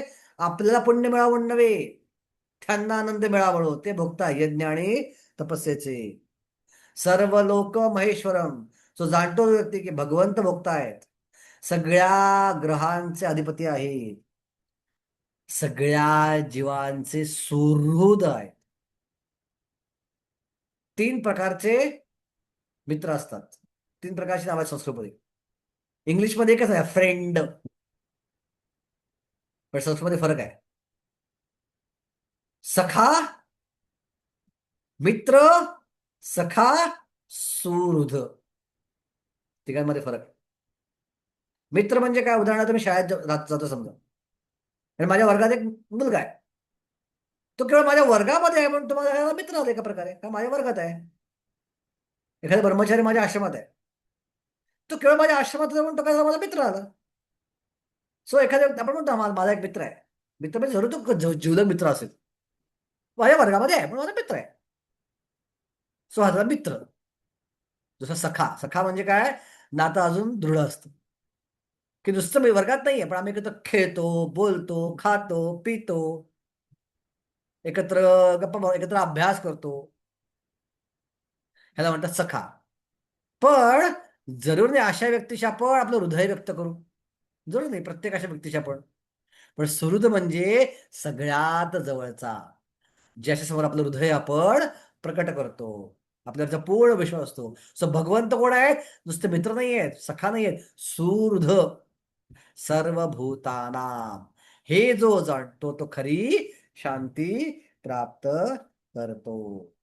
अशा प्रकारे कर्मसन्यास योग या 5व्या अध्यायावरील भक्तिवेदांत भाष्य संपन्न झाले. लवकरच 2-3 दिवसामध्ये तुम्हाला ऑब्जेक्टिव्ह प्रश्न ग्रुपवर पाठवले जातील. पुढच्या रविवारपर्यंत पूर्ण करा आणि पुढच्या रविवारी आपण 6वा अध्याय चालू करू. 2 ते 3 रविवारमध्ये आपण अध्याय संपू आणि मग आपली परीक्षा पहिल्या भागावरती, पहिल्या मॉड्यूलवरती गीतेची आपली पहिली परीक्षा ओपन बुक एक्झाम आणि क्लोज बुक एक्झाम घेतली जाईल आणि त्याच्या आधी प्रश्न पण दिले जातील, काळजी करू नका. हरे कृष्णा. सगळ्यांना सॉरी पहिल्यांदा की तुम्हाला बुधवारी क्लासला अटेंड करायला लावलं मी, कारण का मला रविवारी बाहेर जायचं आहे आणि माझी इच्छा गॅप पडू नये, अध्यायाच्या मध्ये गॅप पडू नये माझी इच्छा होती. म्हणून आज माझा प्रोग्राम गावात मी कॅन्सल केला, जेव्हा आपला अध्याय आपला भक्ती असते क्लास कंटिन्यू राहावा. तर तुम्हाला आज वर्किंग डे असू नाही, वेळात वेळ काढून तुम्ही आलात, खूप खूप धन्यवाद. हरे कृष्णा. श्री प्रभुपाद की हरे कृष्ण जय. जय. हरे कृष्ण. दंडवत हरे प्रणाम. कृष्ण प्रभू. दंडवत